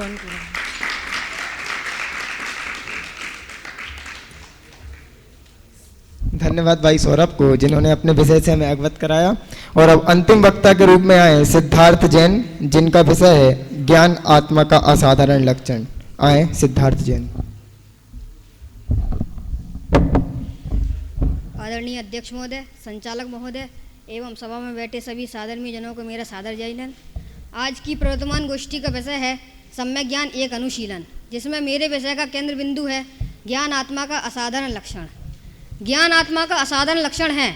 इस तत्व को समझने से पहले हमें असाधारण लक्षण का ज्ञान होना आवश्यक है, क्योंकि जब तक हमें ये मालूम नहीं होगा कि असाधारण लक्षण किसे कहते हैं, तब तक हम लक्षण की परीक्षा नहीं कर सकेंगे। इसलिए सर्वप्रथम हमें इसका ज्ञान होना आवश्यक है। असाधारण अर्थात जो साधारण ना हो, ऐसा लक्षण जो लक्ष्य के अतिरिक्त अन्य किसी में ना पाया जाए, उसे असाधारण लक्षण कहते हैं। जैसे कि ज्ञान मात्र जीव में ही पाया जाता है, जीव के अतिरिक्त अन्य किसी भी द्रव्य में नहीं पाया जाता, इसलिए ज्ञान आत्मा का असाधारण लक्षण है। अब यहाँ पर कोई प्रश्न करता है कि ज्ञान को ही जीव का असाधारण लक्षण क्यों कहा? अमूर्तिकपना भी तो जीव में पाया जाता है, उसको जीव का लक्षण क्यों नहीं बनाया? ज्ञान को जीव का लक्षण इसलिए बनाया क्योंकि ज्ञान से ही सुख की प्राप्ति और दुख का परिहार होता है, तथा ज्ञान से ही परद्रव्यों से भिन्न आत्मा के अस्तित्व का निर्णय होता है, और ज्ञान अव्याप्ति, अतिव्याप्ति और असंभव दोष से रहित भी है। इसलिए ज्ञान को आत्मा का असाधारण लक्षण बनाया। अमूर्तिकपने को आत्मा का असाधारण लक्षण इसलिए नहीं बनाया क्योंकि अमूर्तिकपना जीव के अतिरिक्त धर्म, अधर्म, आकाश और काल इन द्रव्यों में ही पाया जाता है, चूँकि हमारा लक्षण अव्याप्ति, अतिव्याप्ति और असंभव दोष से रहित होना चाहिए, लेकिन अमूर्तिकपना जीव के अतिरिक्त अन्य द्रव्य में होने के कारण अतिव्याप्ति दोष से दूषित है, इसलिए अमूर्तिकपने को जीव का लक्षण नहीं बनाया। अब आचार्य अमृत चंद्र ने भी समयसार के 42वें कलश में लिखा है, जिसका पद्यानुवाद इस प्रकार है। मूर्तिक अमूर्तिक जीव द्रव्य दो प्रकार, इसीलिए अमूर्त के लक्षण न बन सके। सोच कर विचार कर भली भांति ज्ञानियों ने कहा वह निर्दोष लक्षण जो बन सके। अतिव्याप्ति अव्याप्ति दोषों से बेरहित, चैतन्यमय उपयोग लक्षण है जीव का। अतः अविलंब लो अविलंब इसका ही, क्योंकि यह भाव ही है जीवन इस जीव का। अब यहाँ पर फिर से कोई प्रश्न करता है कि सुखबीर आदि भी तो ज्ञान की तरह आत्मा में पाए जाते हैं, तो सुखबीर आदि को ज्ञान का लक्षण क्यों नहीं बनाया? यद्यपि सुखबीर आदि आत्मा के असाधारण धर्म तो हैं, लेकिन लक्षण नहीं है, क्योंकि लक्षण उसी को कहते हैं जिससे हमें लक्ष्य का ज्ञान हो अथवा जो प्रसिद्ध हो। लेकिन सुखबीर आदि मात्र केवल ज्ञान का विषय है, हम छद्मस जीवों के ज्ञान से परे है, इसलिए सुखबीर आदि को आत्मा का असाधारण लक्षण नहीं बनाया। चूँकि ज्ञान लक्षण प्रसिद्ध है तथा इससे परद्रव्यों से भिन्न आत्मा के अस्तित्व का निर्णय भी होता है, इसलिए ज्ञान को आत्मा का असाधारण लक्षण बनाया। यदि हम सुख को जीव का लक्षण बनाएं कि जो सुखी है वही जीव है, तो यह लक्षण सही नहीं होगा, क्योंकि संसारी जीव हमें दुखी भी दिखाई देते हैं, लेकिन वे जीव हैं, इसलिए सुख को जीव का लक्षण नहीं बनाया। वीर को जीव का लक्षण इसलिए नहीं बनाया क्योंकि वीर अंतराय कर्म की पर्याय अत्यंत सूक्ष्म होती है, जो मात्र केवल ज्ञान गोचर है, हम अन्य जीवों के ज्ञान से परे है, इसलिए वीर को जीव का लक्षण नहीं बनाया। यद्यपि तत्वार्थ सूत्र आदि अनेक जैन ग्रंथों में दर्शन को जीव का लक्षण कहा गया है, लेकिन दर्शन अवग्रह के पूर्व होने के कारण मात्र केवल ज्ञान का विषय है, क्योंकि केवल ज्ञान केवल दर्शन के साथ साथ होता है, लेकिन केवल ज्ञान केवल दर्शन के साथ साथ होता है। जीवों को ज्ञान दर्शन पूर्वक ही होता है, इसलिए यहाँ ज्ञान की मुख्यता होने से दर्शन को गौण करके ज्ञान मात्र को जीव का लक्षण कहा है। चूँकि हमारा लक्ष्य सुखी होना है और सुख की प्राप्ति तथा दुख का परिहार मात्र ज्ञान से ही होता है, इसलिए ज्ञान मात्र को जीव का लक्षण कहा। आचार्य मालिक नंदी ने भी परीक्षा मुख के प्रथम परिच्छेद में लिखा है, हिताहित प्राप्ति परिहार समर्थम ही प्रमाणम ततो ज्ञानम एव तत्। हित की प्राप्ति और अहित के परिहार में प्रमाण ही समर्थ है, और वह प्रमाण ज्ञान ही है, सन्निकर्ष आदि अज्ञान नहीं। इस प्रकार हम भी ज्ञान स्वरूपी आत्मा को समझकर मोक्ष को प्राप्त करें। इसी मंगल भावना से मैं अपनी वाणी को विराम देता हूँ।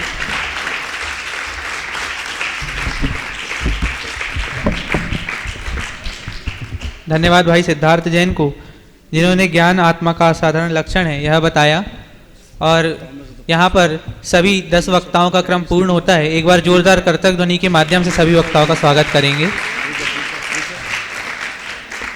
जैसा कि आपको पूर्ण में कहा गया था कि गोष्ठी का किसी भी वक्ता का विषय बताने के लिए किसी भी विद्यार्थी को बुलाया जा सकता है।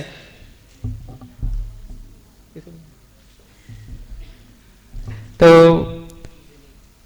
दीपक जैन का, उपाध्याय कनिष्ठ से दीपक जैन का विषय बताने के लिए मैं आवाज दे रहा हूं उपाध्याय वरिष्ठ से भाई कार्तिक जैन को। वे आए और दीपक जैन का विषय बताएं, अवधि मना पर्याय ज्ञान का स्वरूप व अंतर। आए भाई कार्तिक जैन। काय के लिए काय को मुझे बताओ तो। हमने कर दी, सब कर दिया, सब कर, चिंता नहीं करो। सुनो, दीपक का विषय था अवधि मन पर्याय ज्ञान का स्वरूप एवं अंतर। इंद्रिय मन के निमित्त से होने वाले रूपी पदार्थ के स्पष्ट ज्ञान जो द्रव्य छेद काल भाव की मर्यादा लिए हुए है, वही अवधि मन पर्याय है। जो जन्म से हो वह भवभत अवधि ज्ञान कहते हैं, और ज्ञान को विनय से पढ़ना, विद्या ही विनय देती है। और अवधि ज्ञान के द्वारा जाने हुए पदार्थ को ही अवधि ज्ञान कहते हैं। इसी तरह कुछ मुख्य बिंदु थे।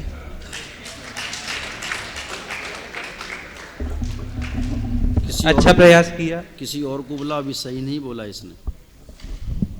दीपक जैन का है विषय बताने के लिए उपाध्याय वरिष्ठ से अमन जैन, दिल्ली।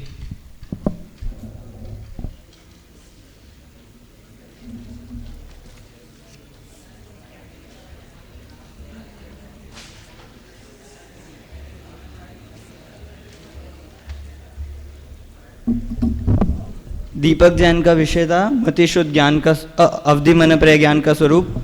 उन्होंने बताया था कि सबसे पहले विकल ज्ञान का स्वरूप भेद बताए थे, अवधि ज्ञान और मन पर्याय ज्ञान। और उसमें से पहले अवधि ज्ञान का स्वरूप बताया, इंद्रिय और मन के निमित्त बिना जो द्रव्य क्षेत्र काल भाव की मर्यादा लिए हुए रूपी पदार्थों के ज्ञान को अवधि ज्ञान बताया। और फिर अवधि ज्ञान के दो भेद बताए थे, भव प्रत्यय ज्ञान और गुण प्रत्यय अवधि ज्ञान। फिर मन पर्याय ज्ञान का बताया, द्रव्य क्षेत्र काल भाव की मर्यादा लिए हुए इंद्रिय और मन के निमित्त बिना दूसरों के मन में स्थित रूपी पदार्थों के स्पष्ट ज्ञान को मन पर्याय ज्ञान बताया। और यह 6वें से 12वें गुणस्थानवर्ती मुनियों को बताया था। इस प्रकार कुछ मुख्य बिंदु। धन्यवाद भाई अमन जैन को जिन्होंने मुख्य बिंदु बताए। और वक्ताओं का कर्म यहाँ पूर्ण होता है। मैं आदरणीय अध्यक्ष महोदय से निवेदन करूँगा कि वे गोष्ठी के 2 श्रेष्ठ वक्ताओं के नाम बताएं और इस गोष्ठी में जो भी विशेषताएं रहीं उनसे हमें अवगत कराएं। आदरणीय अध्यक्ष महोदय।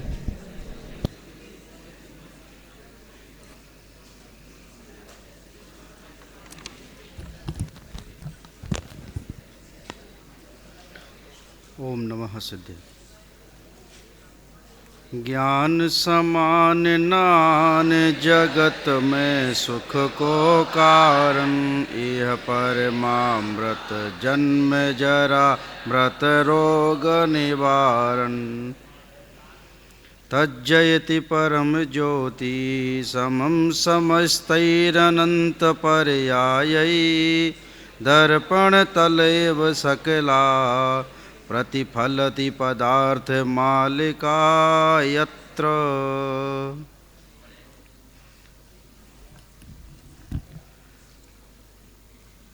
इस पद पर बैठना और इस पद की पूर्णतः जिम्मेदारी निभाना अपने आप में बहुत ही गंभीर बात है। निश्चित रूप से आप यहाँ से 5 साल का अध्ययन करके जाएंगे तो कहीं ना कहीं अनेक बार आपको भी इस पद को सुशोभित करना होगा। मुझे इस पद के योग्य समझा आप लोगों ने और ऐसा मुझे मौका दिया। सम्यक ज्ञान एक अनुशीलन, इस विषय पर बहुत सारे विद्यार्थियों ने यहाँ अपने विषय को प्रस्तुत किया। मैंने बहुत सारी बातें जो विद्यार्थी बोले हैं उनके अनुसार यहाँ नोट की हैं। एक सामान्य सी बात मैं आपको बता दूं, पूरे इस विषय में सम्यक ज्ञान का संबंध आत्मा को जानने से है, पर को जानने से नहीं। पर को जानना ज्ञान स्वभाव के कारण यह जीव या यह ज्ञान पर को जानता है, लेकिन जब सम्यक ज्ञान की बात आती है तो सम्यक ज्ञान का संबंध अपने प्रयोजनभूत तत्व निज आत्मा से है, अन्य से इसका कोई संबंध नहीं है। चूँकि सम्यक ज्ञान को प्रमाण भी कहा है और इस प्रमाण की जितनी भी परिभाषाएं, भेद और परिभाषाओं में हम विचार करेंगे, देखेंगे तो एक निज आत्मा ही अपना एकमात्र विषय बना है, बना रहेगा। बहुत सारे विषय यहाँ रखे हैं और कनिष्ठ उपाध्याय के विद्यार्थियों में यद्यपि ये संचालक हमारे भाई प्रखर ने भी ये बात बोली थी 1-2 वक्ता के बाद, तो बोलनी पड़ी उनको कि जितना भी विषय मैंने लिखा है इसमें गोष्ठी का जो विषय है वो वक्ताओं के अनुसार ही ले लिया गया है। और मेरे ख्याल से जब गोष्ठी की सूचना दी जाती है, गोष्ठी बोर्ड पर वो लगाया जाता है, तो उसमें संदर्भित ग्रंथ भी लिखे जाते हैं। उनमें से भी आप विषय वस्तु को देख सकते हैं, देखें। जब यहाँ पर खड़े होते हैं तो उसको प्रस्तुतिकरण तो उसी गंभीरता के साथ होना चाहिए। मैं ये नहीं कहूँगा कि जब कनिष्ठ वाला है तो उस चीज़ को हम इसको गौण कर दें, उनके यहाँ बोलने के गुणों और दुर्गुणों को नहीं कर सकते, क्योंकि वो विषय आपके कोर्स में है, और दूसरी बात यहाँ प्रवचनों के माध्यम से भी वो विषय कई बार रिपीट होता है, कई बार हमारे ज्ञान में वक्ताओं के माध्यम से कराया जाता है। तो मैं तो ये नहीं कहूँगा कि वो भाई कनिष्ठ वाले हैं तो अपन उनको थोड़ा सा गौण रखें, मैं नहीं कहूँगा ये बात। जब पहले वक्ता प्रतीक आए थे बोलने तो मुझे बहुत अच्छा उत्साह दिखा इनमें, और बहुत सम्यक ज्ञान का स्वरूप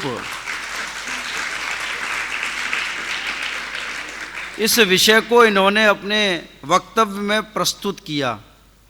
मुझे लगा पूरा विषय इन्होंने बिना देखे बोला, तो मुझे लगा कनिष्ठ वाला विद्यार्थी इतना उत्साह के साथ बिना देखे बोलता है तो बहुत आनंद हुआ।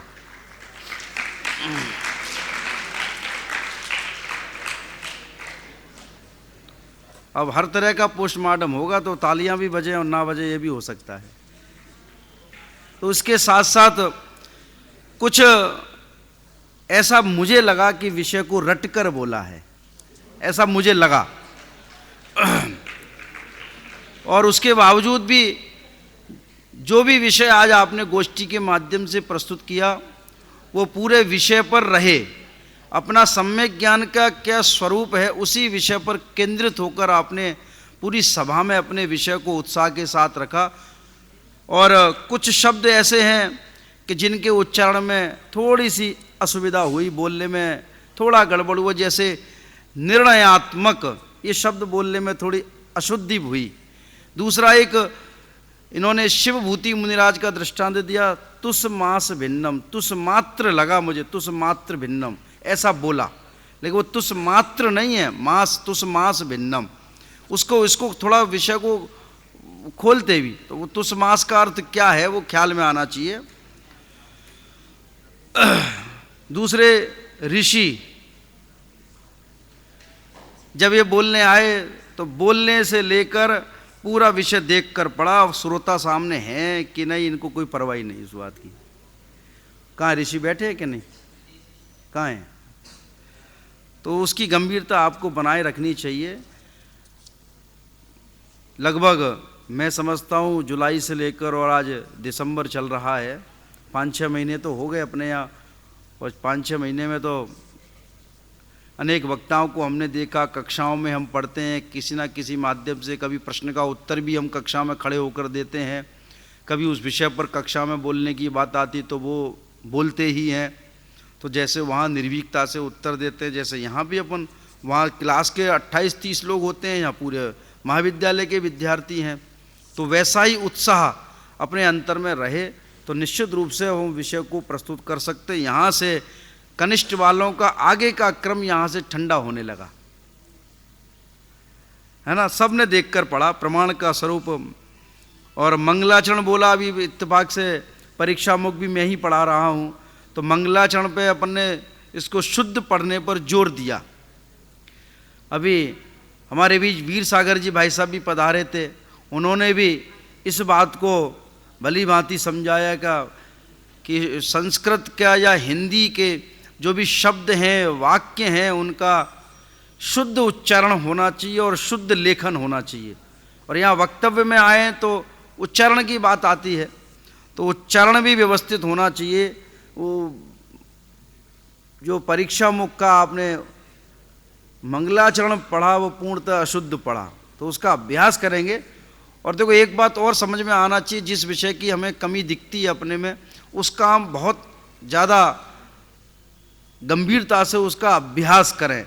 जितना अधिक उत्साह और जितना अधिक अभ्यास होगा तो विषय निश्चित रूप से बहुत अच्छा उसका परिमार्जन होगा और आपको आगे भी इसमें सुधार होने की गुंजाइश है। और बहुत अच्छे से अब तैयारी करें, अब देख कर ना बोलें, तो ये भी ध्यान रखें। लक्षित प्रत्यक्ष के स्वरूप और प्रत्यक्ष का भेद, इन्होंने भी देखकर बोला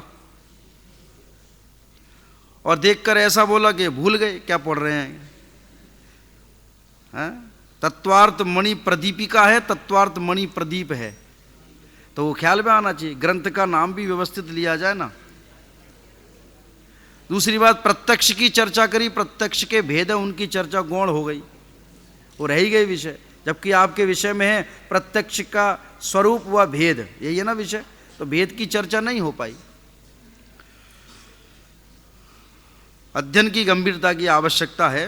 श्रेणिक यद्यपि अहिंदी भाषी है, फिर भी मुझे इनके बोलने में बहुत उत्साह और बहुत अच्छापन देखने में आया। इन्होंने थोड़ा सा विषय को लक्षित ने प्रत्यक्ष का स्वरूप, इसमें ज़्यादा समय लिया, भेद लगभग गौण हो गए।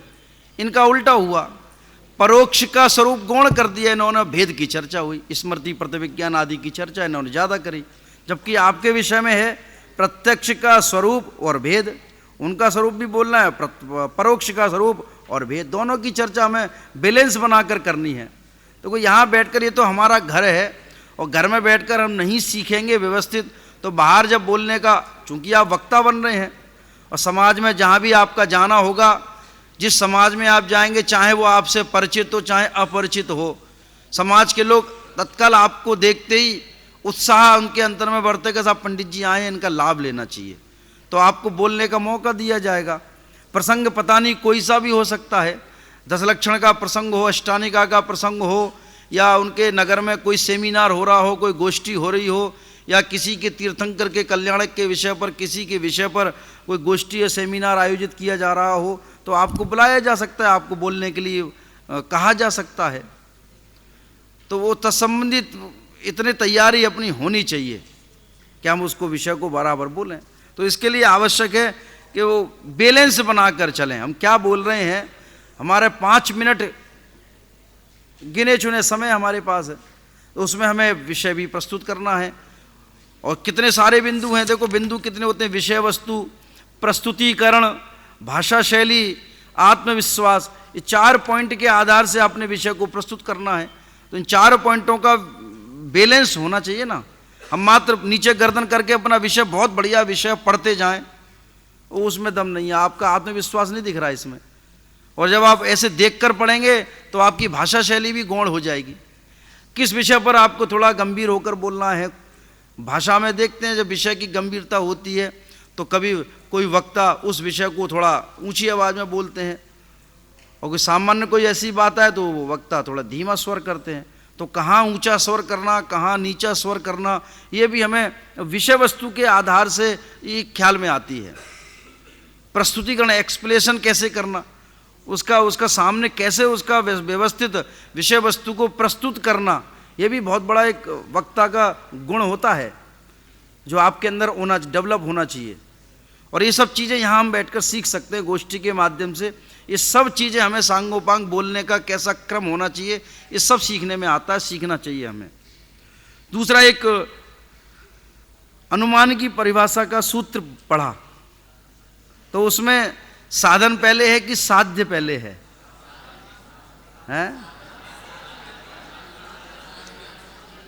साधनाथ है ना, आपने साध्य साधनाथ बोला, आपकी रिकॉर्डिंग है, सुन लेना एक बार, है ना। साधनाथ साध विज्ञानम अनुमानम, ये लिखा है, विज्ञानम अनुमानम, ऐसा सूत्र है, परीक्षा मुख्य है 3रे अध्याय में, तो आप 3रे परिच्छेद में वो व्यवस्थित पढ़ना। श्रेंकी,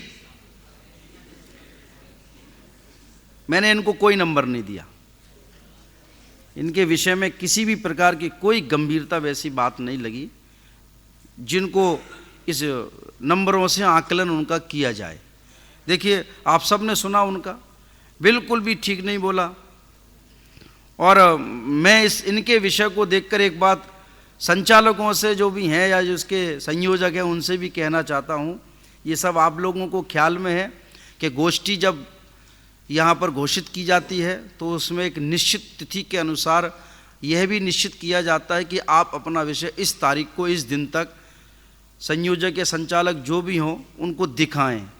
जब मुझे नहीं पता श्रेंकी का विषय किसने देखा होगा, अब वो निमित्त कहते हैं, निमित्त की बात कहाँ से आ गई इसमें? बोलना चाह रहे थे कुछ और देखकर बोल रहे हैं, तो भी माने देखकर वह बोल रहे हैं और फिर भी नहीं बोल पा रहे सही। तो जिन्होंने इनका विषय चेक किया है ना, तो उनका या तो इन्होंने चेक करा या नहीं, और चेक कराया तो चेक ढंग से किया नहीं। कहाँ संचालक हमारे दोनों भाई? संचालक की बात कर रहा हूँ। अनुभव और प्रखर इन 8 विषयों पर नियम पे बना चुके हैं कि जिस वक्ता ने अपना विषय निश्चित अवधि पर अगर नहीं चेक कराया है तो यदि उसका क्रम विजेता में या श्रेष्ठ वक्ता में लग रहा होगा तो वो रिजेक्ट कर दिया जाएगा। अब मुझे कहाँ है, संयोजक बैठे होंगे यहाँ, जिनेश, पवन, जिनेश और सौरभ के तो पेपर है, जिनेश तो होगा यहाँ। जिनेश मुझे यहाँ आके बता दें। इसलिए थोड़ा इस बात की भी ध्यान रखें, शब्दों का उच्चारण भी व्यवस्थित नहीं था और विषय वस्तु भी व्यवस्थित नहीं थी। कितनी मेहनत की आवश्यकता, इस बात का हम ध्यान रखें। कौन थे? श्रेंकी कहाँ हैं? अब वो थोड़ा भयभीत हुए, थोड़ा उनको अफसोस हो रहा होगा। निश्चित रूप से होना भी चाहिए कि हम जिस काम के लिए यहाँ आए हैं वो काम हमारे पे नहीं हो रहा तो उसमें और मेहनत करें। ऐसा नहीं है कि यहाँ पहली बार बोला, अशुद्ध बोला, गलत बोला तो बिल्कुल रिजेक्ट हुआ, ऐसा नहीं है। हो सकता है बड़े बड़े लोग यहाँ मंच पर बोलने की बात आती है तो भले ही वो आपके साथ या नीचे बैठकर बहुत अच्छा बोले, जब यहाँ मंच पर माइक के सामने और सभा में सदन पर बोलने की बात आए तो पसीने छूटते हैं, बोला नहीं जाता। हर एक के बस का नहीं, निर्भीकता से हम अपने विषय को सभा में प्रस्तुत कर पाएं। 4 लोग खड़े हों, आपस में बात करना, कमरे में बैठकर बात कर रहे हैं, वो बात अलग है। वहाँ बात करने का तरीके में और सभा में वो उस विषय को प्रस्तुत करने के तरीके में अंतर होता है ना।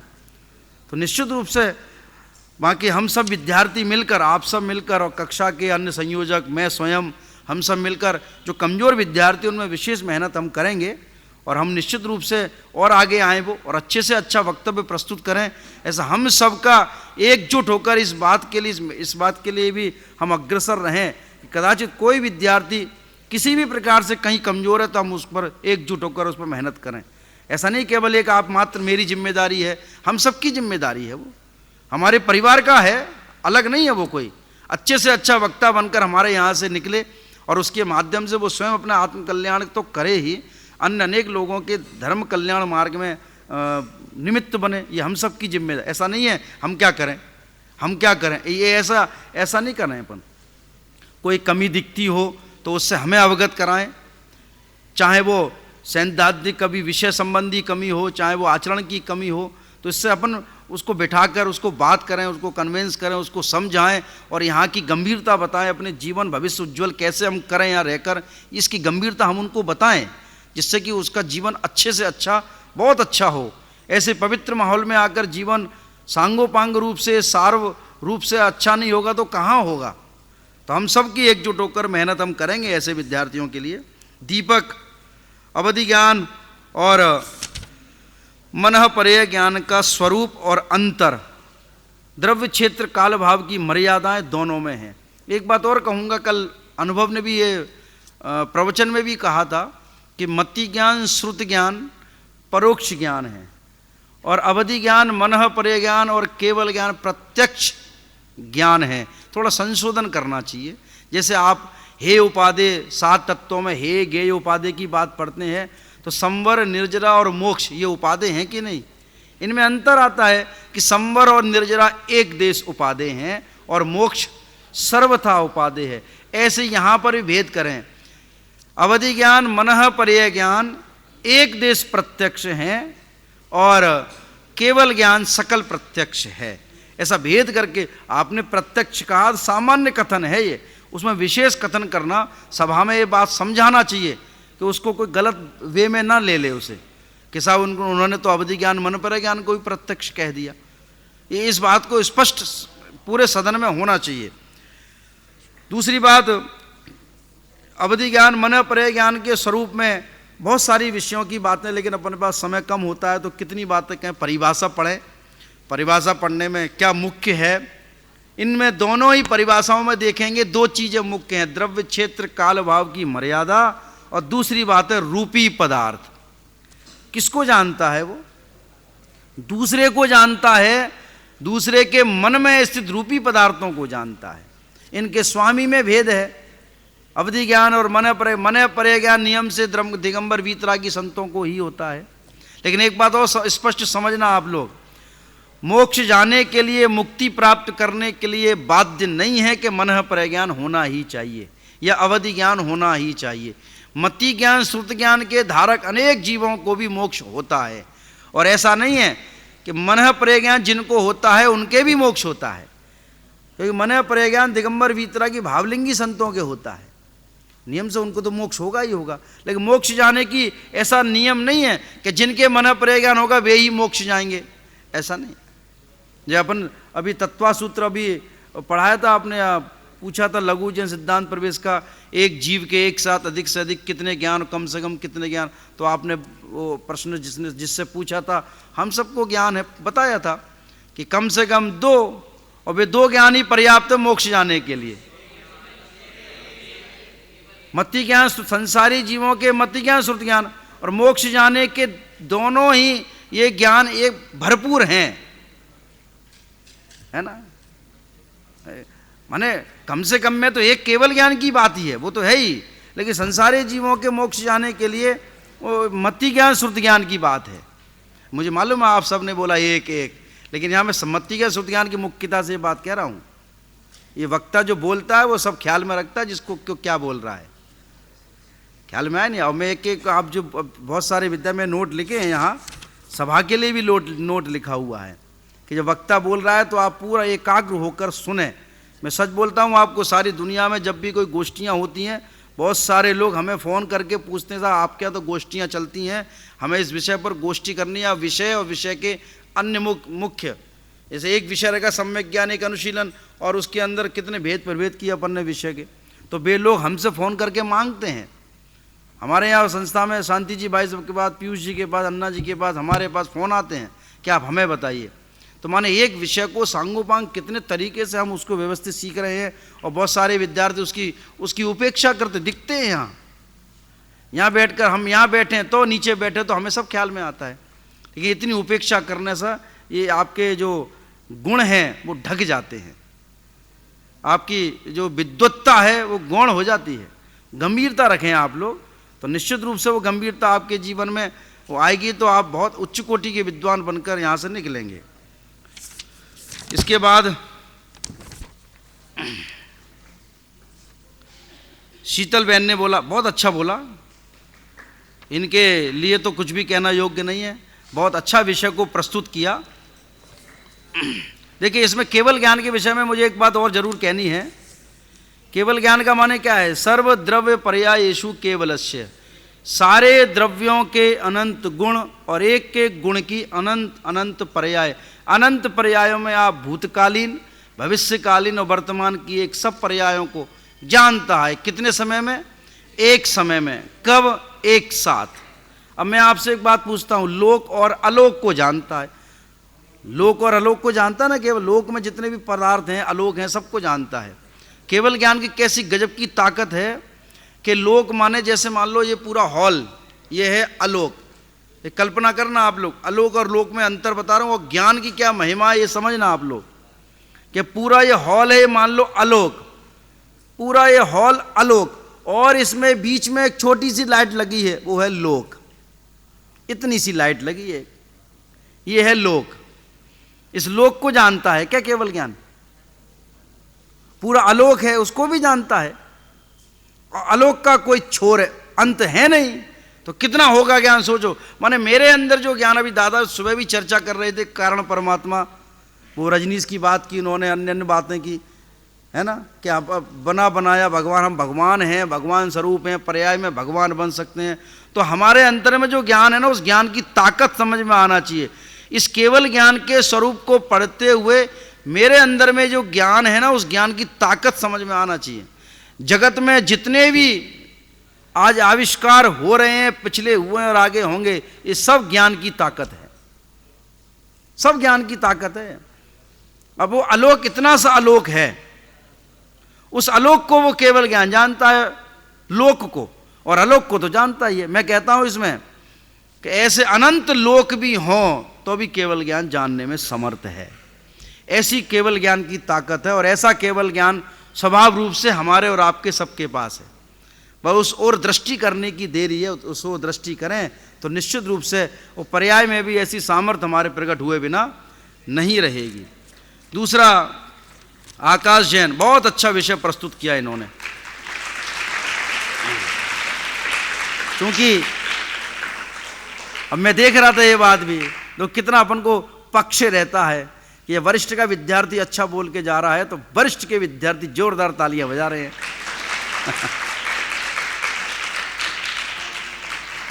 उत्साहवर्धन तो सभी को करना चाहिए, ऐसा नहीं है।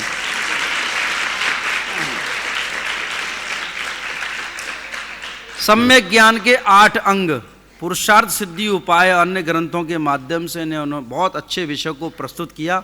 विषय बहुत अच्छा, बहुत अच्छे से अच्छा बोले। एक इतना गंभीर विषय और इतना अच्छी तैयारी करके आपने प्रस्तुत किया। एक गड़बड़ी मुझे दिखी, वो है जल्दी बोलने की।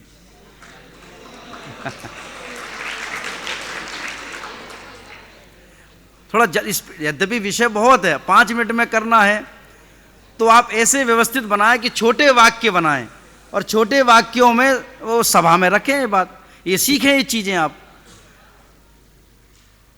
इसको अपने जीवन में अपनाएं। बड़े बड़े वाक्य बोलेंगे तो स्वाभाविक है हमारे पास विषय तो समय तो उतना ही है ना, इसलिए थोड़ा जल्दी जल्दी आते ही फटाफट शुरू हो गए और बहुत अच्छे से विषय जो बोला बहुत अच्छे से बोला। कालाचार में आपने एक बहुत अच्छी बात कही कि सिद्धांत ग्रंथों को नहीं पढ़ना चाहिए। क्यों, ऐसा क्यों है, ऐसा क्या है? आपने विचार किया है कभी कि 8 अंगों में जो आपने बात यहाँ कही कि उसमें कालाचार की विशेष बात मैं करता हूँ कि लोगों को लगता है कि जिन्होंने बोला भी था इन्होंने अपने वक्तव्य में, सब जिनवाणी है कभी भी पढ़ें, लेकिन सिद्धांत ग्रंथों का निषेध ऐसा क्यों किया है? इसलिए किया है, आपने क्या समझा है उस विषय को आप समझ लेना। मेरे ख्याल में जो बात आई है मैं समझाता हूँ, मैं बोलता हूँ। सिद्धांत ग्रंथों को पढ़ने के लिए निषेध इसलिए है क्योंकि सिद्धांत ग्रंथों में उपयोग की स्थिरता चाहिए, और कोई प्राकृतिक आपदा आ जाए, कोई शारीरिक पीड़ा हो, तो उतनी उपयोगों की तीव्रता, उतना उपयोग स्पष्टता, उतना उपयोग उसमें कहाँ लगे। इसलिए उपयोग की चंचलता इन प्राकृतिक विपदाओं में, प्राकृतिक परिस्थितियां परिवर्तित हो जाएं तो उसमें उपयोग चंचल होता है बहुत। इसके लिए उसका निषेध, आप अन्य आत्मिक तत्व का चिंतन कर सकते हैं, उसका कोई निषेध नहीं है। आप करें, नमोकार मंत्र का पाठ करें, मन में स्मरण करें, पंच परमेष्टि का स्मरण करें, या सिद्धांत के अलावा अन्य ग्रंथ, अन्य अनुयोग हैं उनका आप चिंतन करें। प्रथमानुयोग का चिंतन कर सकते हैं कि हमारे ये शलाका पुरुष उन्होंने किस किस तरह से अपने आत्म उपलब्धि के लिए एकमात्र अपने आत्म उपलब्धि में लगे रहे, उसका आप कर सकते हैं। उसमें इतनी उपयोग की स्थिरता की आवश्यकता नहीं है जितनी सिद्धांत ग्रंथ समझते हैं आप। सिद्धांत ग्रंथ माने करणानुयोग, है ना। यद्यपि सिद्धांत ग्रंथ अध्यात्म को भी कह सकते हैं, लेकिन करणानुयोग में कितनी उपयोग की स्थिरता चाहिए। चाहे वो कर्मों के स्वरूप को पढ़ें, चाहे लोक अलोक के स्वरूप को पढ़ें, उनमें स्थिरता की आवश्यकता अधिक होती, इसलिए इनका निषेध है। दूसरा, सम्मेद, प्रारंभ से ही सम्यक ज्ञान का अन्यथा स्वरूप पढ़ने के लिए इनको बुलाया था, और इन्होंने थोड़ा विषय पर कम रहे, विषय से विषयांतर से हुए और विषय को पूरा व्यवस्थित नहीं कर पाए, और दूसरे से संबंध, दूसरे से संबंध सम्यक ज्ञान के अन्यथा रूप में दूसरे से कोई संबंध नहीं होता। सम्यक ज्ञान का अन्यथा स्वरूप अपने आत्मा को नहीं जानने से होता है बस। यद्यपि दूसरे को लिया जाए तो दूसरे का संबंध मां क्षयोपशम से है, ये समझना आप लोग। बाकी सौरभ भेद विज्ञान की इन्होंने चर्चा की, सम्यक ज्ञान भेद विज्ञान की महिमा, उसमें वास्तव में भेद विज्ञान तो अध्यात्म का प्राण है। इसके बिना अध्यात्म आपके जीवन में उतर ही नहीं सकता। जिसके भी जीवन में अध्यात्म उतरता है तो भेद विज्ञान के द्वारा ही उतरता है। थोड़ा देखकर भी बोला तो थोड़ा सा अप्रभावी रहे, बाकी बोलने में जो उत्साह लगा स्वाभाविक है। कनिष्ठ क्लास से वरिष्ठ क्लास होती है तो कुछ अंतर तो दिखता ही है। जैसे अभी अनुभव का प्रवचन हो रहा है, फाइनल के हैं, सेकेंड ईयर के प्रवचन हुए और फाइनल के प्रवचन हो रहे, तो फाइनल का विद्यार्थी जब प्रवचन करता है तो स्वाभाविक अन्य 4 कक्षाओं की अपेक्षा बिल्कुल हटकर गंभीरतापूर्वक विषय का प्रस्तुतिकरण होता है। तो वो होना ही चाहिए। ऐसे ही सौरभ ने बोला कनिष्ठ की अपेक्षा वरिष्ठ में आए, तो उसके साथ बहुत अच्छे से विषय को प्रस्तुत किया।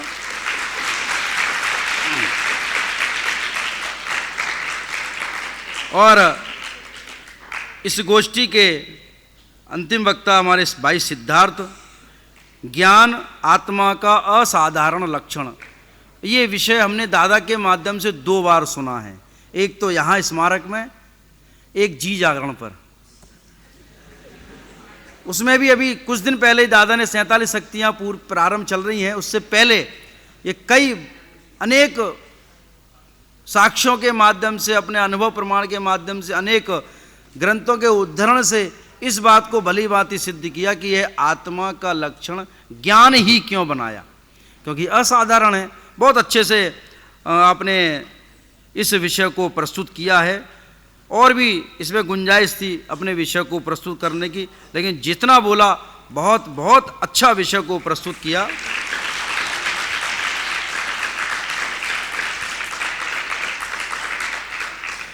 अब एक सामान्य बात कुछ मैं करना चाहता हूँ। कुछ विद्यार्थियों को जिन्होंने मुझे विषय दिखाते हैं, जो विषय दिखाने आते हैं, तो मैं बहुत स्पष्ट रूप से वो संशोधन करता हूँ, आप सबके लिए बोलता हूँ। सभा में जब एक अध्यक्ष हो और साथ में अन्य हो, यद्यपि आपने लिखा हो आदरणीय अध्यक्ष महोदय, आपने ऐसा लिखा है, और ये तो बोलने में भी आ जाता है, इतने लोग सुनते हैं, जब इतना विषय बोल रहे तो ये भी बोलते हैं। जब 2-3 लोग बोले हों, बैठे हों मंच पर, तो तत्काल अपने आप बदल लेना चाहिए। कोई महिला अध्यक्ष हो तो अध्यक्षा या अध्यक्ष महोदया बोलना चाहिए, ये स्वयं अपने आप परिवर्तन होना चाहिए।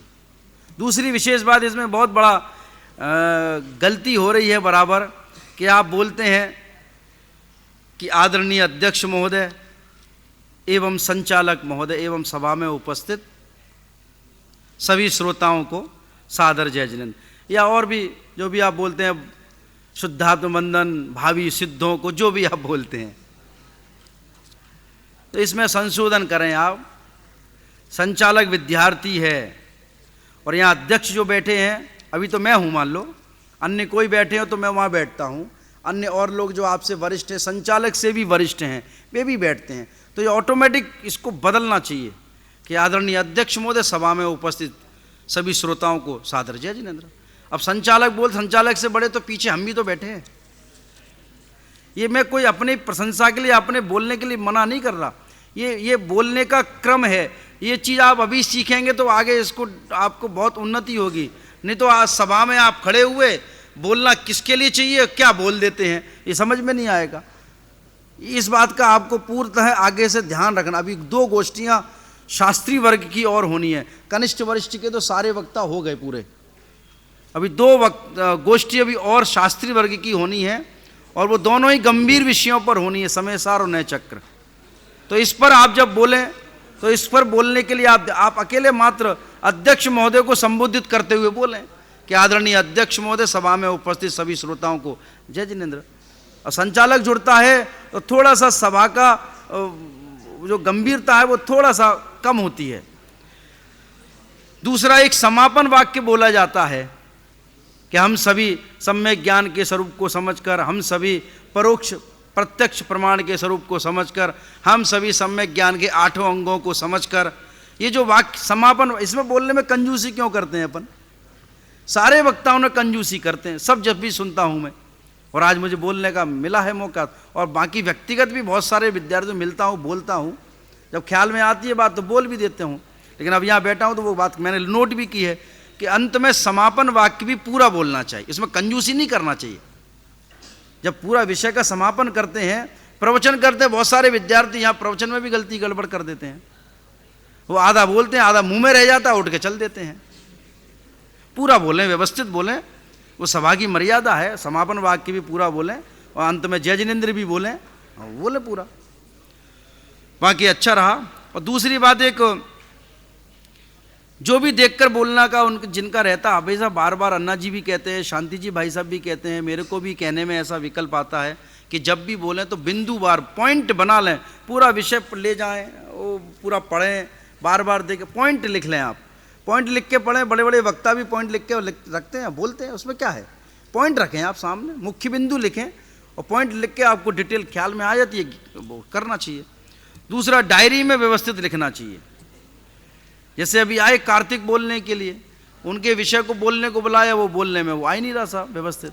तो अब डायरी में आपने जैसा लिखा है, अब कदाचित कोई डायरी आपकी, क्योंकि ये डायरी बनाना ये आपकी वास्तविक पूंजी है, और आप इसको कहीं कोई दूसरा व्यक्ति कभी खोले या आप भी कहीं 2-4 साल बाद अपनी डायरी खोलेंगे तो वो आपको आपके पढ़ने में अशुद्ध आएगा।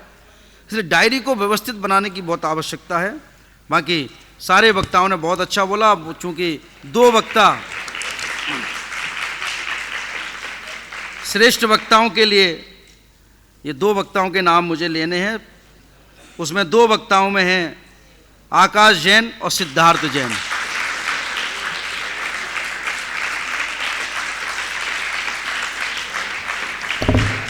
बहुत बहुत धन्यवाद आदरणीय अध्यक्ष महोदय को, जिन्होंने 2 श्रेष्ठ वक्ताओं का चयन करा व हमें समस्त प्रकार की त्रुटियों से अवगत कराया।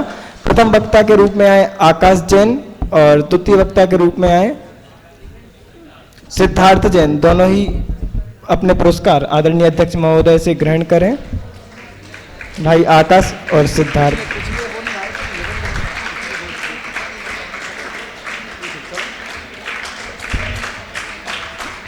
दोनों ही विद्यार्थी का हम जोरदार करताल ध्वनि से स्वागत करेंगे।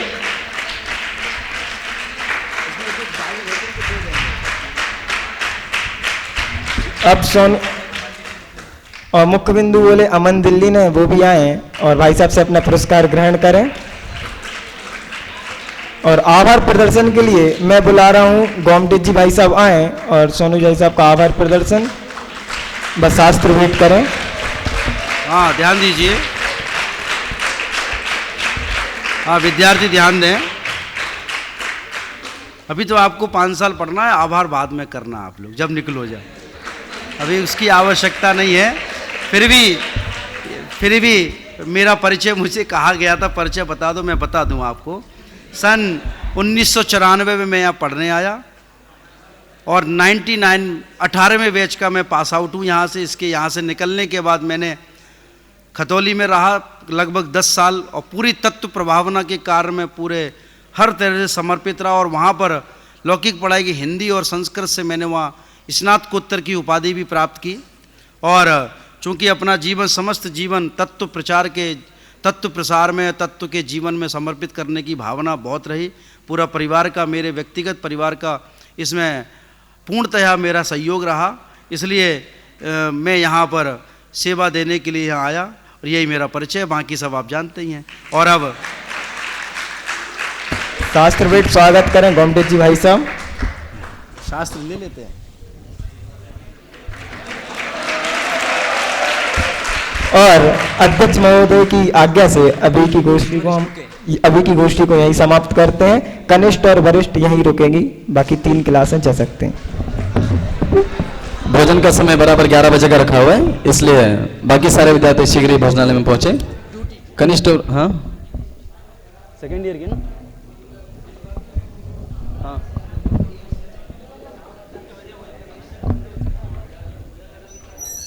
Shastri second year, roll number 1 से 15 तक आपको अभी ड्यूटी करनी है। शास्त्री सेकेंड ईयर, वरिष्ठ वाले जरा आगे आ जाए, अभी जस्ट है। बराबर 11 बजे भोजन है, बाकी सारे विद्यार्थी भोजनालय में पहुंचे।